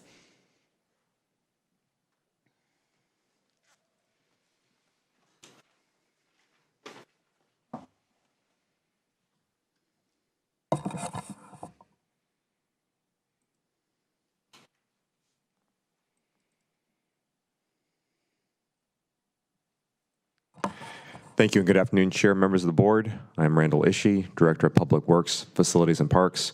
And with me today online are various staff members from Public Works, Facilities and Parks Administration, as well as special districts. And the item before you today, as noted, is the preliminary analysis response for the Pajaro County Sanitation District and for CSA 75 Chular regarding the proposal to move the collection of the sewer service charges for these two sanitation services the county provides to direct billing, specifically looking to Monterey One Water for those sewer billing services. The overview for today's conversation will consist of briefly the background, in brief the process that staff have researched, investigated, and have determined is the process forward and the options thereof. We'll talk about challenges and then recommendations and options.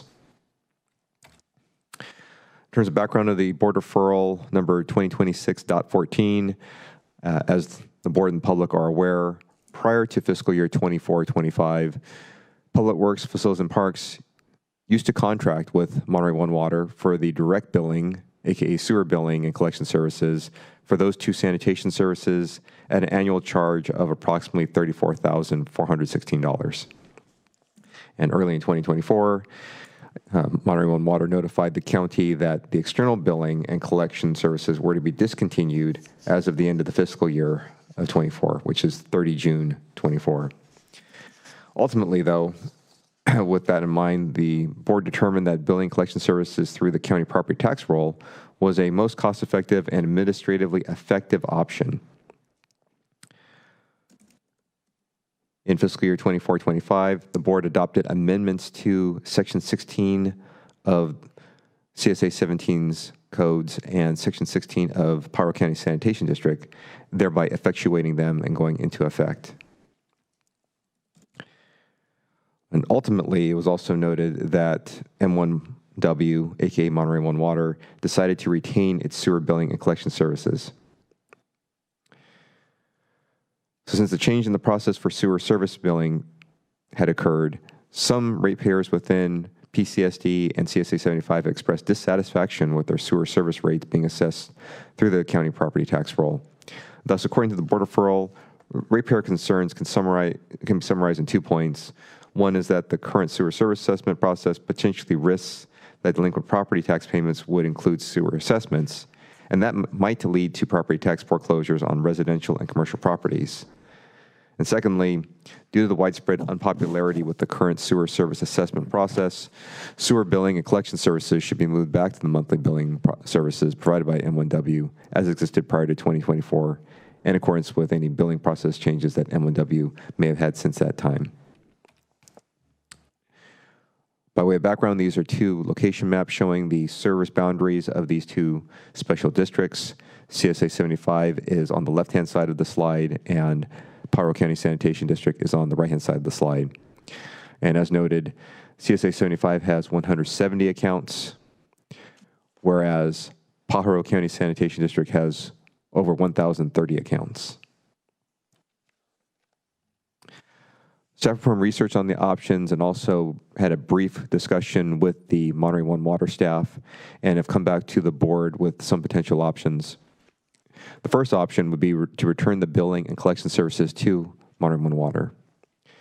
To implement such a plan, staff would need to further assess with Monterey One Water M1W's ability and the capacity and the cost to provide the sewer billing and collection services.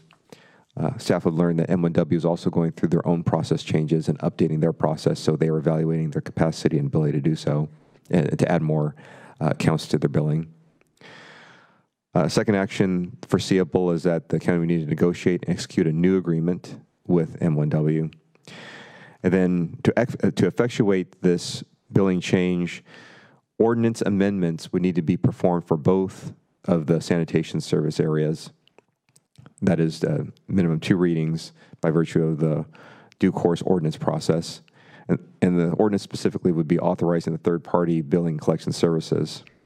And also as part of the process, staff would need to notify ratepayers and prepare the 2 required board reports. In terms of ongoing efforts, staff need to be assigned to manage these delinquent accounts and coordinate with M1W and the county staff itself, as well as other county departments. And then that would also require the preparation of the annual delinquent sewer charges report for board consideration. And then upon which the approving the delinquent charge resolutions with the auditor controller for property tax roll assessments would need to be performed as a separate action versus how it is consolidated now on the property tax rolls. As an estimate, PCSD and CSA 75 would incur an estimated $50,000 in annual cost for staffing and fees. And specifically, this additional cost would result from that additional staff time to coordinate billings with M1W and to manage the delinquent accounts and put those under the property tax rolls.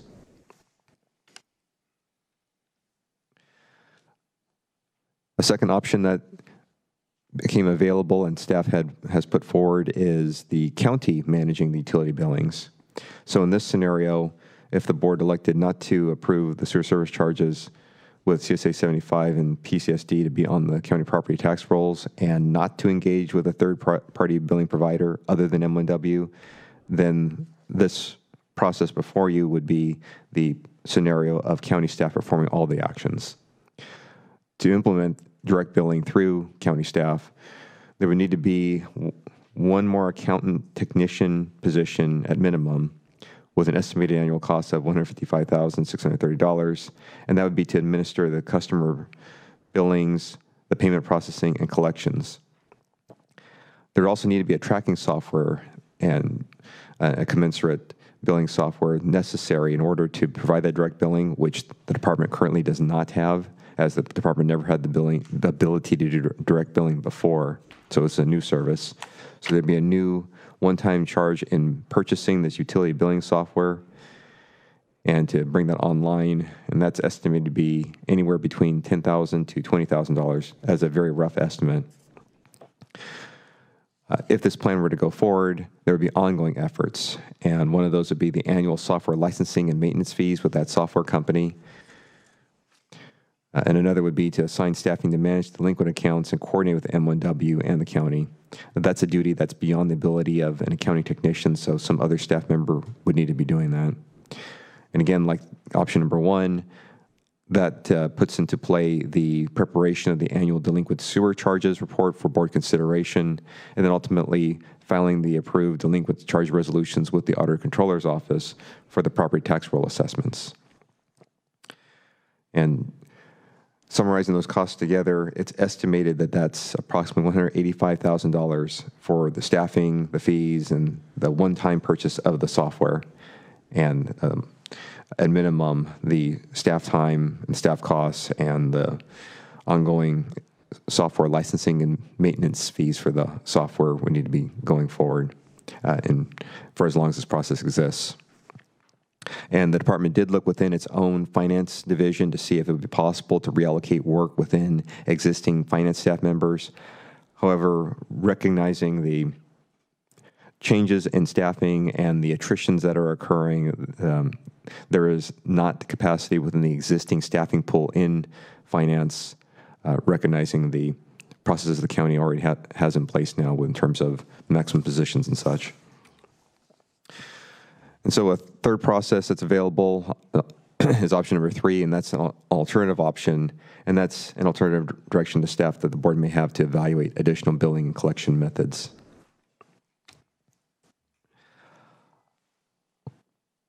In discussing the challenges, one of those challenges would be the resources necessary to complete the referral.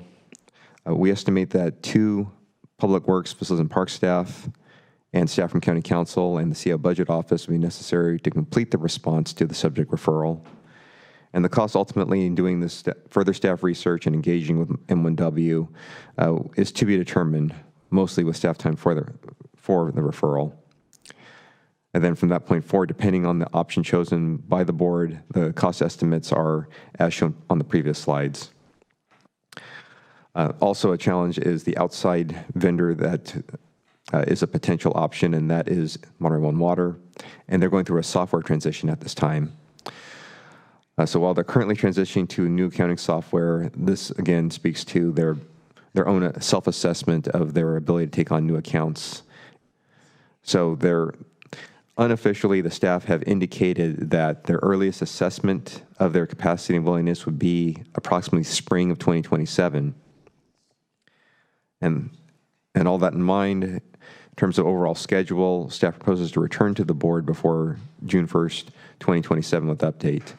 And as a side note, with everything that has been discussed and conveyed by staff to the board at this time, this does not include Baranda County Sanitation District with going to direct billing. At this time, they are on the property tax rolls, and with the information that was brought forward and with the way the referral's intent was expressed to staff, this focused on Pajaro County Sanitation District and CSA 75. It does not include Baranda County Sanitation District. Leading to the recommendations/options. One of the options available is to direct staff to continue with the process of engaging with M1W, determining costs and funding sources, their capacity and willingness, and then establishing a time period for implementation. That's continuing the referral using option number 1, which is recommended by staff. Another option available to the board is to modify the referral, and the third option is to rescind the referral, or other direction as directed by the board. That includes staff's presentation. Staff is available for questions or comments, and we are available for you, and thank you very much. All right, thank you. We'll bring this to the referral maker for comment first. Referral makers. Sure. I'll state because I initially supported this, but sometimes you get in, you get a different perspective later on, and the two things to realize: one is the unpopularity of it, particularly from the community of Pajaro, but also realizing that it was to go through and put a lot of these bills onto the tax rolls jeopardizes people's homes sometimes, and that's a consideration as well. So we went through and did this when we thought that the billing process, the M1W, was going to change. We already started it. They did not make that change, and we went ahead, of course, and now we're acting to ask you to bring it back. Yeah, I know I was I think, lone in opposition back when it came to obviously supporting this reform, wanting to see us get back to a typical billing cycle so that we don't put families in a position where obviously you can't decipher where your money goes when you pay a tax bill. So I think this is critical, and I'm supportive of seeing it move forward.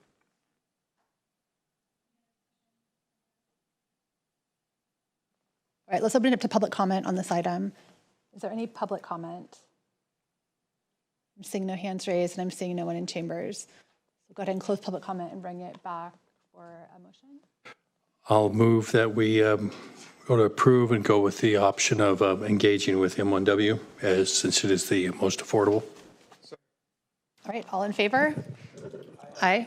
All right, passes unanimously. Let's hope for good engagement and discussions with M1 Water. All right. We're going to circle back to our appointments, which got delayed inadvertently this morning. This is item number 8 through 17 on our agenda.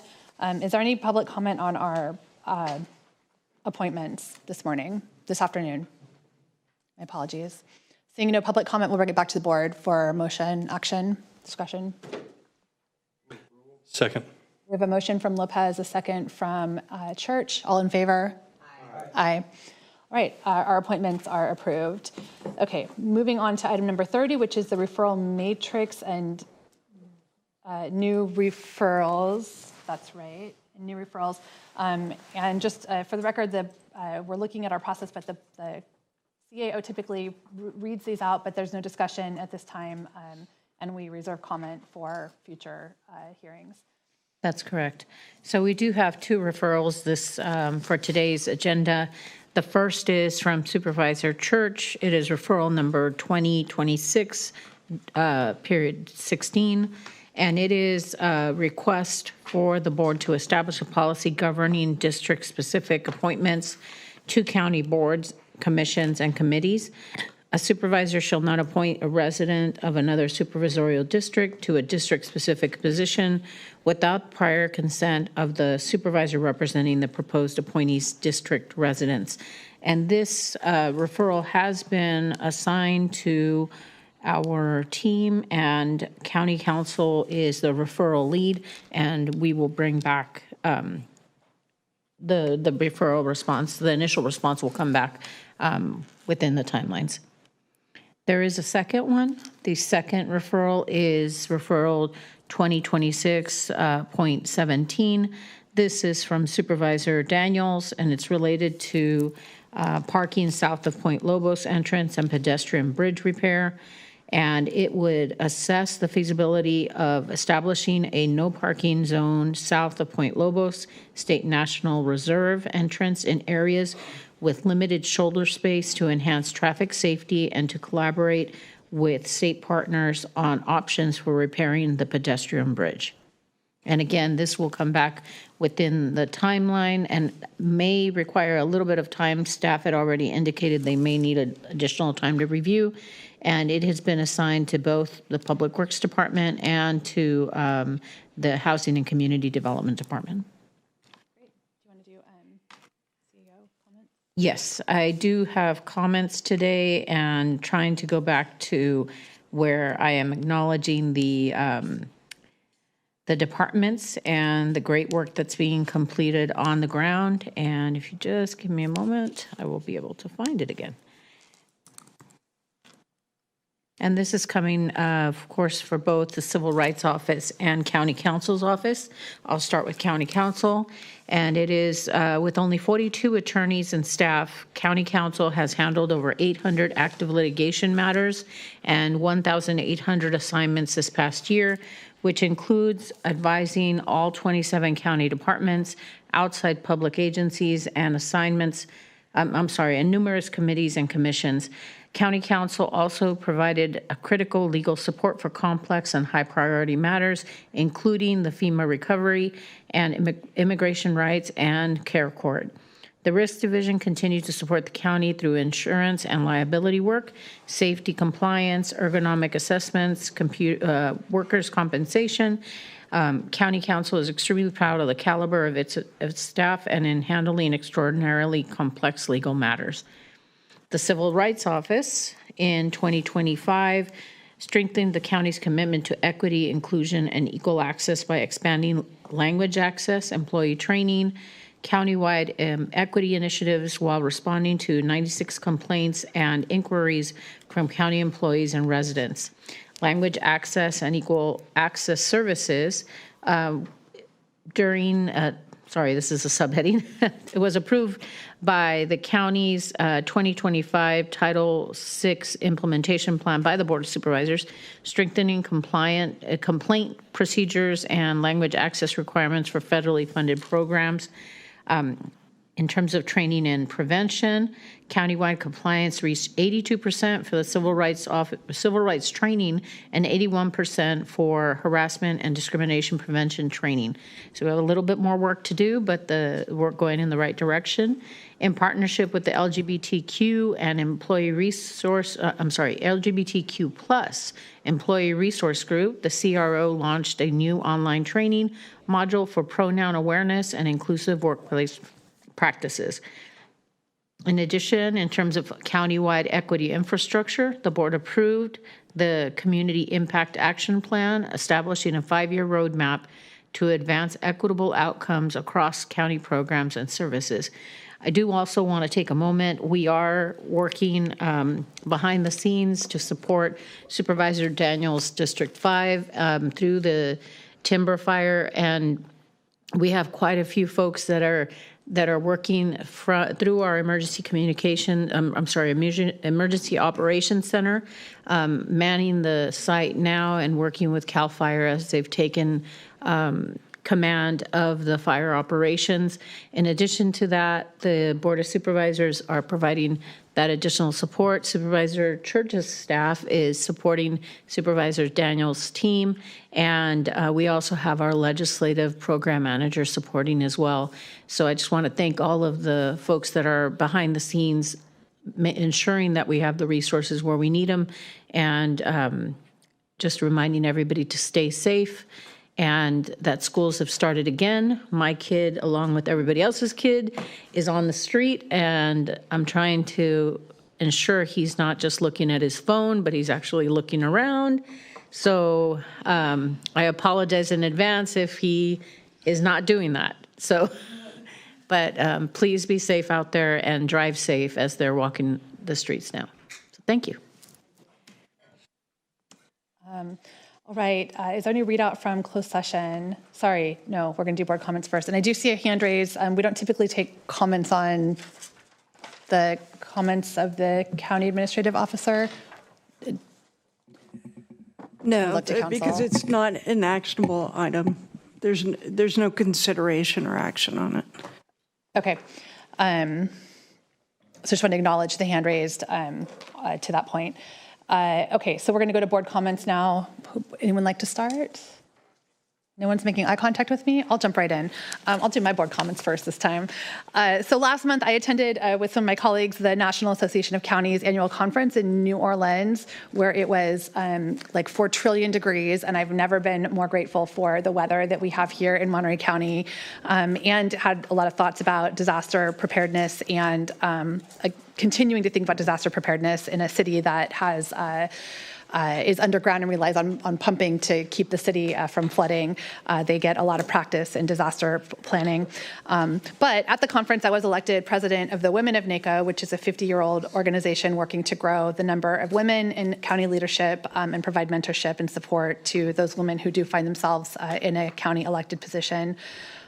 We also elected the first Latina NACO executive committee member ever. The week was full of policy connection, lessons learned, and I did share some of my reflections on our website for anyone that's interested in hearing more. Tomorrow, I'll be hosting our next Wednesdays with Wendy. This is August 12th from 5:30 to 7 p.m. We'll be discussing oil drilling in Monterey County, specifically offshore proposals that the federal administration is making for offshore oil drilling out of the California coastline.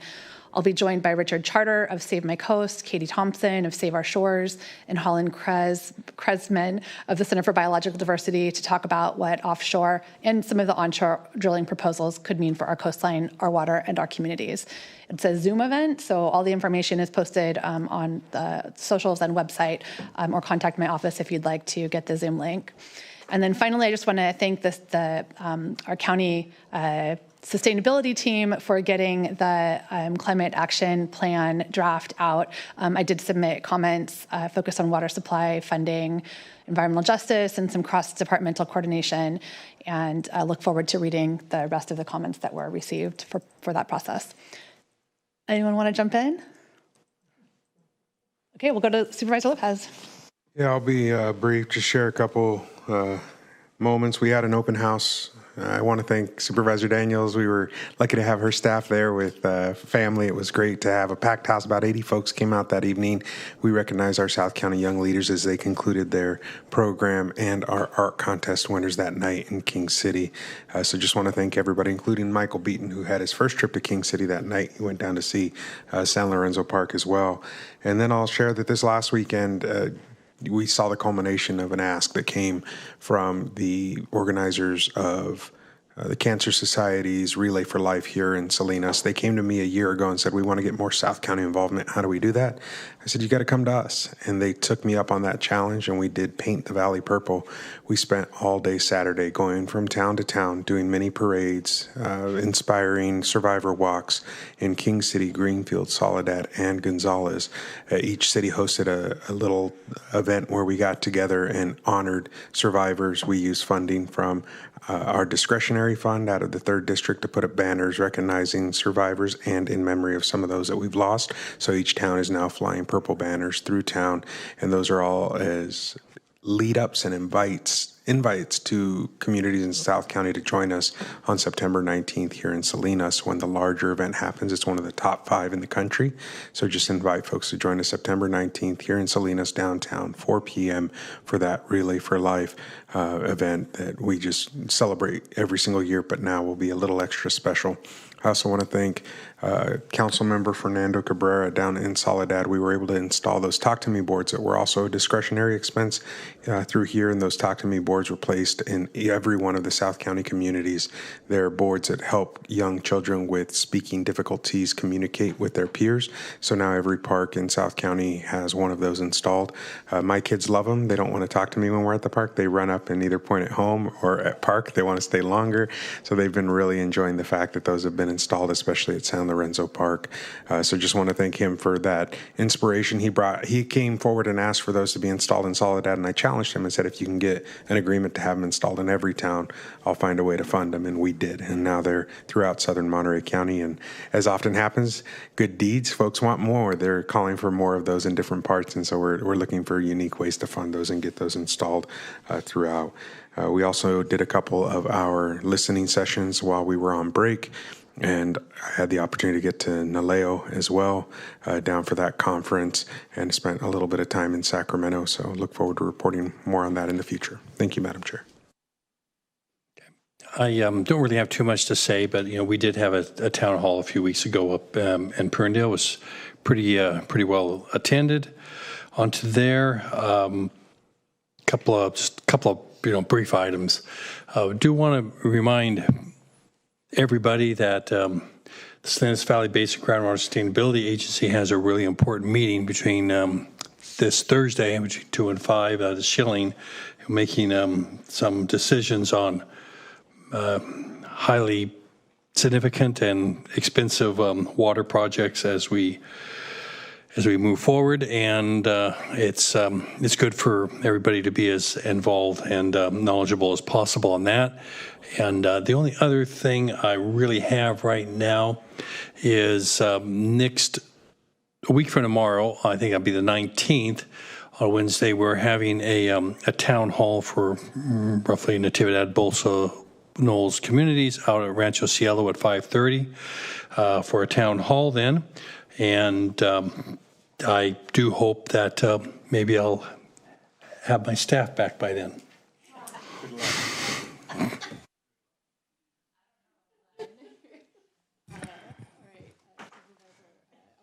Oh, all right. Well, first of all, congrats to Chair Askew for winning that leadership role at the Women of NACO. I was also appointed by NACO President George Dunlap as the new chair of the Immigration and Intergovernmental Affairs Advisory Committee, and also as one of the vice chairs of the Technology and Telecommunications Policy Committee, and a member of the mid-sized counties, the new mid-sized counties caucus at NACO. And we did play a pivotal role in helping Coconino County in Arizona, their county treasurer, Sarah Benatar, win as second vice president of NACO. She was the underdog not only because she wasn't a county supervisor, she was a county treasurer, but she was an underdog from the very beginning. She built a strong coalition. She got 2/3 of the votes of California. Despite how diverse California is, the majority went her way. All our votes surpassed even the United Bloc vote from the state of Texas, but she got New Mexico, Arizona, of course, and quite a few other states to win with 52% of all the votes that were cast that day. So congrats to her. In 3 years, she will be the first Latina president ever of NACO. I just wanted to bring to the attention as our CSAC representative that we are in the last few days of legislative session. It ends on August 31st at midnight normally, but there are two big proposals that are a concern for counties. One is a proposal that would exclude or have utility companies that are responsible for wildfires. These are in cases where they are found to have caused a fire to escape a lot of liability, and then those costs would be put on the backs of counties and fire victims. It's unbelievable that it's seriously being considered, but it's one of the fights that is going on in the last days of session. There isn't a bill yet because there's a lot of backdoor negotiations, but this is one to watch because it would be detrimental to our county in these types of situations. The other big issue is also indigent care. It was something that we couldn't get in the budget in June, but in these last days of session, it is also being negotiated. So I reached out to our local state legislative delegation on those items and expressed concern about those. The only other thing I would want to mention is that our next meeting of the Monterey Bay Area Latino elected officials will be on Saturday, August 22nd. In Watsonville at Jalisco's restaurant. Our two guest speakers will be State Treasurer Fiona Ma, who is likely to be our next Lieutenant Governor, and our Mexican Consul General Neftali Said Perez. Everybody's invited to be members of Embaleo, so if anybody wants to join us, please RSVP, just let Jasmine in our office know, but we would welcome all our colleagues and any county staff who want to attend that day in Watsonville. We're moving these meetings from, our first was in Salinas, and then our guest speaker there was our next governor. It was Javier Becerra. They will be in Watson. We'll likely go to Hollister, and then we'll go to Gilroy after that. So we'll be moving because it includes elected officials from all four counties, so we're trying to move them around to highlight those counties as well. All right, thank you. Thank you. Well, I really enjoyed the break we had, and I was hoping to come back all refreshed, but it started with a bang. So I want to start by thanking Sonia, our CAO, and Supervisor Church for lending me your staff for the last couple days, and I just really appreciate it. We really did start with a bang, and I'm referring, of course, to the timber fire that is happening currently in Big Sur. But I will get to that. I will first say that, it's the first day of school for my son, and I know a lot of schools started last week. So welcome to all the students throughout Monterey County to the new school year. Yesterday, in addition to all of the activities around the timber fire, there was a really effective press conference at the aquarium in the morning that I know a lot of you were at, and I was glad to participate in that, and very grateful that Congressman Panetta pulled that together and that we got to hear so much about what our community has done in the past and is able to do in light of these new proposals for offshore oil drilling along the California coast. In regards to the timber fire, I just want to thank my team and Vanessa Acevedo and Leonie Gray from Supervisor Church's office and Nicole Hollingsworth from the CAO's office for just helping us keep our constituents informed. Obviously, public safety is our very first priority, and the next priority, I believe, is making sure that as many homes and structures are saved in this wildfire. And so I have a feeling there'll be more reports in many more weeks on this one. And but the good news is that CAL FIRE, I believe, I've been in this meeting all day, but I believe has mounted quite a response today with a lot of resources, and I'm looking forward to getting to my office and getting a briefing and finding out how things unfolded today. So for all the constituents in the Big Sur area, please continue to reach out to our office if you have questions or need any support right now. Please be safe. Evacuation is always the safest thing to do right now, and please let us know if there's anything our office can do to support. And I will leave it there and save some future announcements about an upcoming ice cream social and an upcoming town hall for another board meeting. Thank you. Okay, now we'll go to readout from closed session. Thank you, Chair. There's no readout from the Water Resources Agency. For the County of Monterey, the Board of Supervisors unanimously authorized county negotiators to enter into a side letter agreement with the California Nurses Association to extend the Unit S MOU through November 30th, 2026, and this agreement will be approved upon signature by both parties. And that's it. Sorry. All right. We do also have a few adjournment and memories today. I'm going to ask Alejo, then Daniels and Church to offer these adjournments today. All right. I'll begin when they put the image up on our screens. There it is. Great.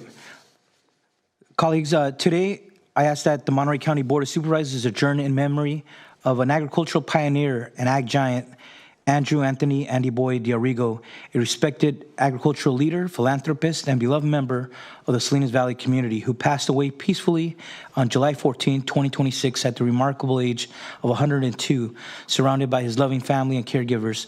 Born in 1924, Andy was the son of Stefano D'Arrigo, an immigrant from Messina, Sicily, and co-founded D'Arrigo Brothers Company. For more than 8 decades, Andy dedicated his life to helping lead and grow the family business into one of California's most respected family-owned produce companies. The D'Arrigo family helped make agricultural history as the first company to commercially grow and ship broccoli in the United States. And generations of families across our country have come to recognize the famous pink Andy Boy logo featuring Andy himself at just 3 years old. Today, the image continues to appear on produce grown here in the Salinas Valley and sold throughout the United States and Canada and served around the world. But Andy's legacy goes far beyond the success of a company.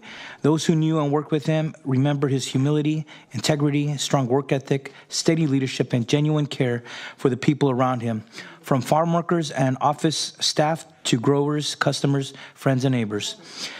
Together with his beloved wife, Phyllis, with whom he shared more than 65 years of marriage, Andy also built the enduring legacy of generosity and philanthropy throughout the Salinas Valley. Outside of work, Andy enjoyed salmon fishing, duck hunting, building intricate wooden model ships, and restoring classic cars, with his Model A holding a special place in his heart, fitting for Car Week this week in Monterey County. In 2024, Andy celebrated his 100th birthday, surrounded by his family and friends, a milestone that reflected a century of life grounded in faith, family, friendship, gratitude, and a commitment to doing what's right. That same year, the Salinas Valley Chamber of Commerce awarded him the Spirit of the Community Award for his lifetime achievements and leadership, and I have to say that he gave a great speech that day. Andy was preceded in death by his beloved wife, Phyllis, and is survived by his children, including local farmer John DeRigo and Salinas Council member Margaret DeRigo, grandchildren, great-grandchildren, and extended family. On behalf of the Monterey County Board of Supervisors, I extend our deepest condolences to the entire DeRigo family and all those whose lives Andy touched. His 102 years were truly a life well lived, and his legacy will remain deeply rooted in the Salinas Valley for generations to come. May Andy Boyd DeRigo rest in peace, and we adjourn our meeting in his memory today. Thank you, colleagues.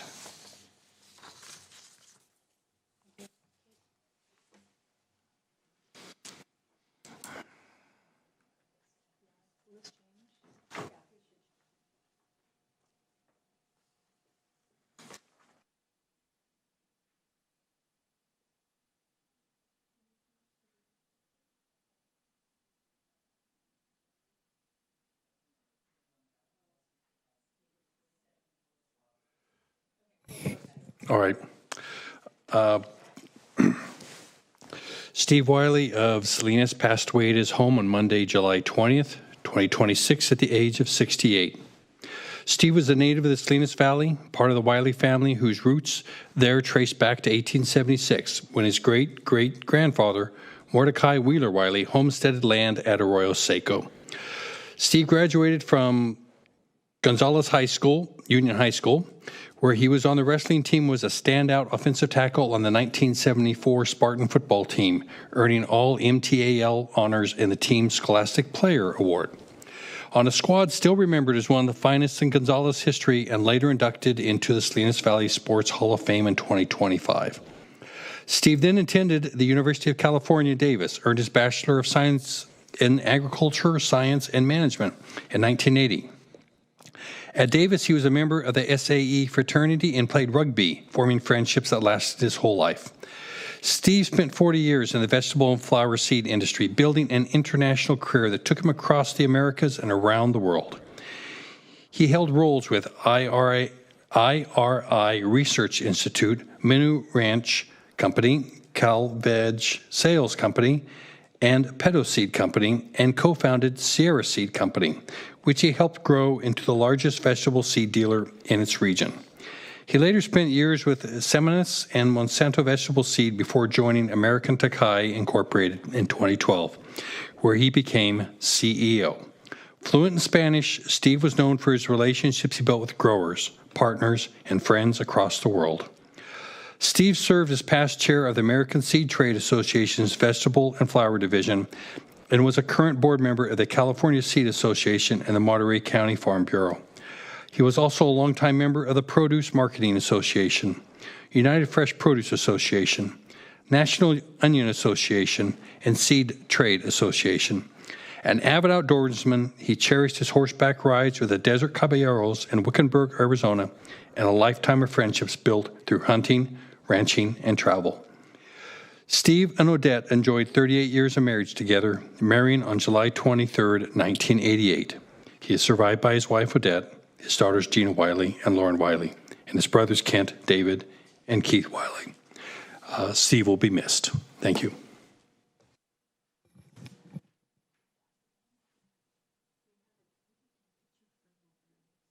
Oh, no.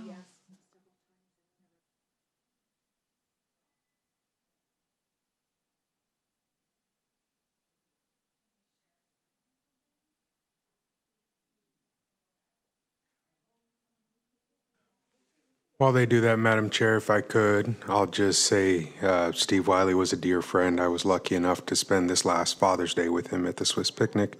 out in Gonzales, and considering him and the whole Wiley family, dear friends, his loss came as a major shock, and it's one that was deeply felt throughout southern Monterey County just as much as it was in northern.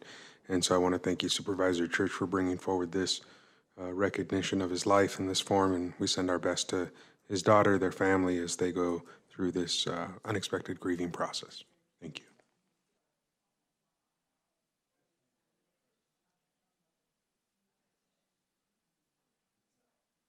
I'm just going to start, and we're going to do our best to get an image up on the screen of Tom Little Bear Nason. Tom Nason was born May 29th, 1960, and he passed away on August 1st, 2026. He was the long-standing tribal chairman of the Esalen tribe of Monterey County, a position he first assumed in 1993 and held until his passing. Under his leadership, the tribe reformed and grew in cultural influence and land stewardship. The Esalen tribe of Monterey County's ancestral lands encompass every single one of us in terms of where we reside in Monterey County. The Santa Lucias, the Big Sur Coast, the Salinas Valley, parts of Monterey, Carmel, and Soledad were the ancestral lands of the Esalen tribe. Tom Little Bear Nason was a traditional cultural resource specialist, a tribal archaeology monitor, a wildland consultant, a fire ecologist. He devoted over 30 years to protecting ancestral Esalen lands. He collaborated actively with tribes, state agencies, land trusts, and conservation groups to support land-back efforts in California, including the return of 1,200 acres of sacred Big Sur land to the Esalen tribe in 2020. He also played a central role in dismantling one of California's largest dams, helping preserve salmon and steelhead trout populations. He served as a teacher and ceremonial leader, deeply engaged with spiritual practices, including retreats focusing on initiation rituals, human-land spirit relationships, bear dance leadership. He was a cherished faculty member at the Esalen Institute, among other collaborations that he worked with, including the San Francisco Zen Center and the Tassajara community, on projects such as land restoration, post-fire, and flood recovery. He engaged with California governmental entities, including working with Governor Newsom's Office of Tribal Affairs on tribal affairs and land stewardship. It is a deep loss for this region, and it feels even more poignant amidst the timber fire happening right now in Big Sur. I had the opportunity to learn from Little Bear about cultural burns and the efforts of the Esalen tribe of Monterey County to restore ancestral lands, to protect sacred redwood and oak ecosystems through cultural burning, and of course to prevent the type of severe wildfires that we have seen throughout this region for many, many years now. We're going to miss his lifelong devotion to cultural wisdom, to environmental guardianship, and to communal healing. Tom Little Bear Nason's life spanned leadership, cultural revival, environmental advocacy, and spiritual guidance, leaving a profound and enduring legacy for future generations. And with that, we are going to adjourn, in addition to the other two individuals we heard from today, this meeting in Tom Little Bear Nason's memory. Just wanted to add some quick words for Mr. Nason. One, I just wanted to say how much many of us respected his leadership. He came to speak here during one of our Indigenous Peoples Day ceremonies, but I met him. It must have been during my time at UC Berkeley as a young college student. We went up to his property there in the Ventana Wilderness during a bear dance ceremony with Chemo Candelaria and a few other native leaders. But I just most recently, when I think just under 2,000 acres were transferred to the the tribe. That was something very significant that many of us never saw happen, but it's something that I think California has recognized that it was time to transfer back native lands to the people who have been here since time immemorial. So I just wanted to say how much I respected his leadership on behalf of California Native peoples, and that he will certainly be missed within those circles and throughout the entire state of California. Thank you. And I'll just jump in there as well and share my appreciation for Tom and his contributions to all of us on the Central Coast. I'm probably the only one up here that Tom beat out in a real estate deal. We were competing for a property, and he called me one day and said, "Sorry, I got you." And we were having fun about that. But his impact to the whole Arroyo Seco region, the way that it sits today, preserved as well as it is because of his efforts. And it's one of those places we all love so much and appreciate. So sharing in the mourning of his loss, but also in recognizing the contributions of his life. Thank you, Madam Chair. Thank you. And with that, we are adjourned.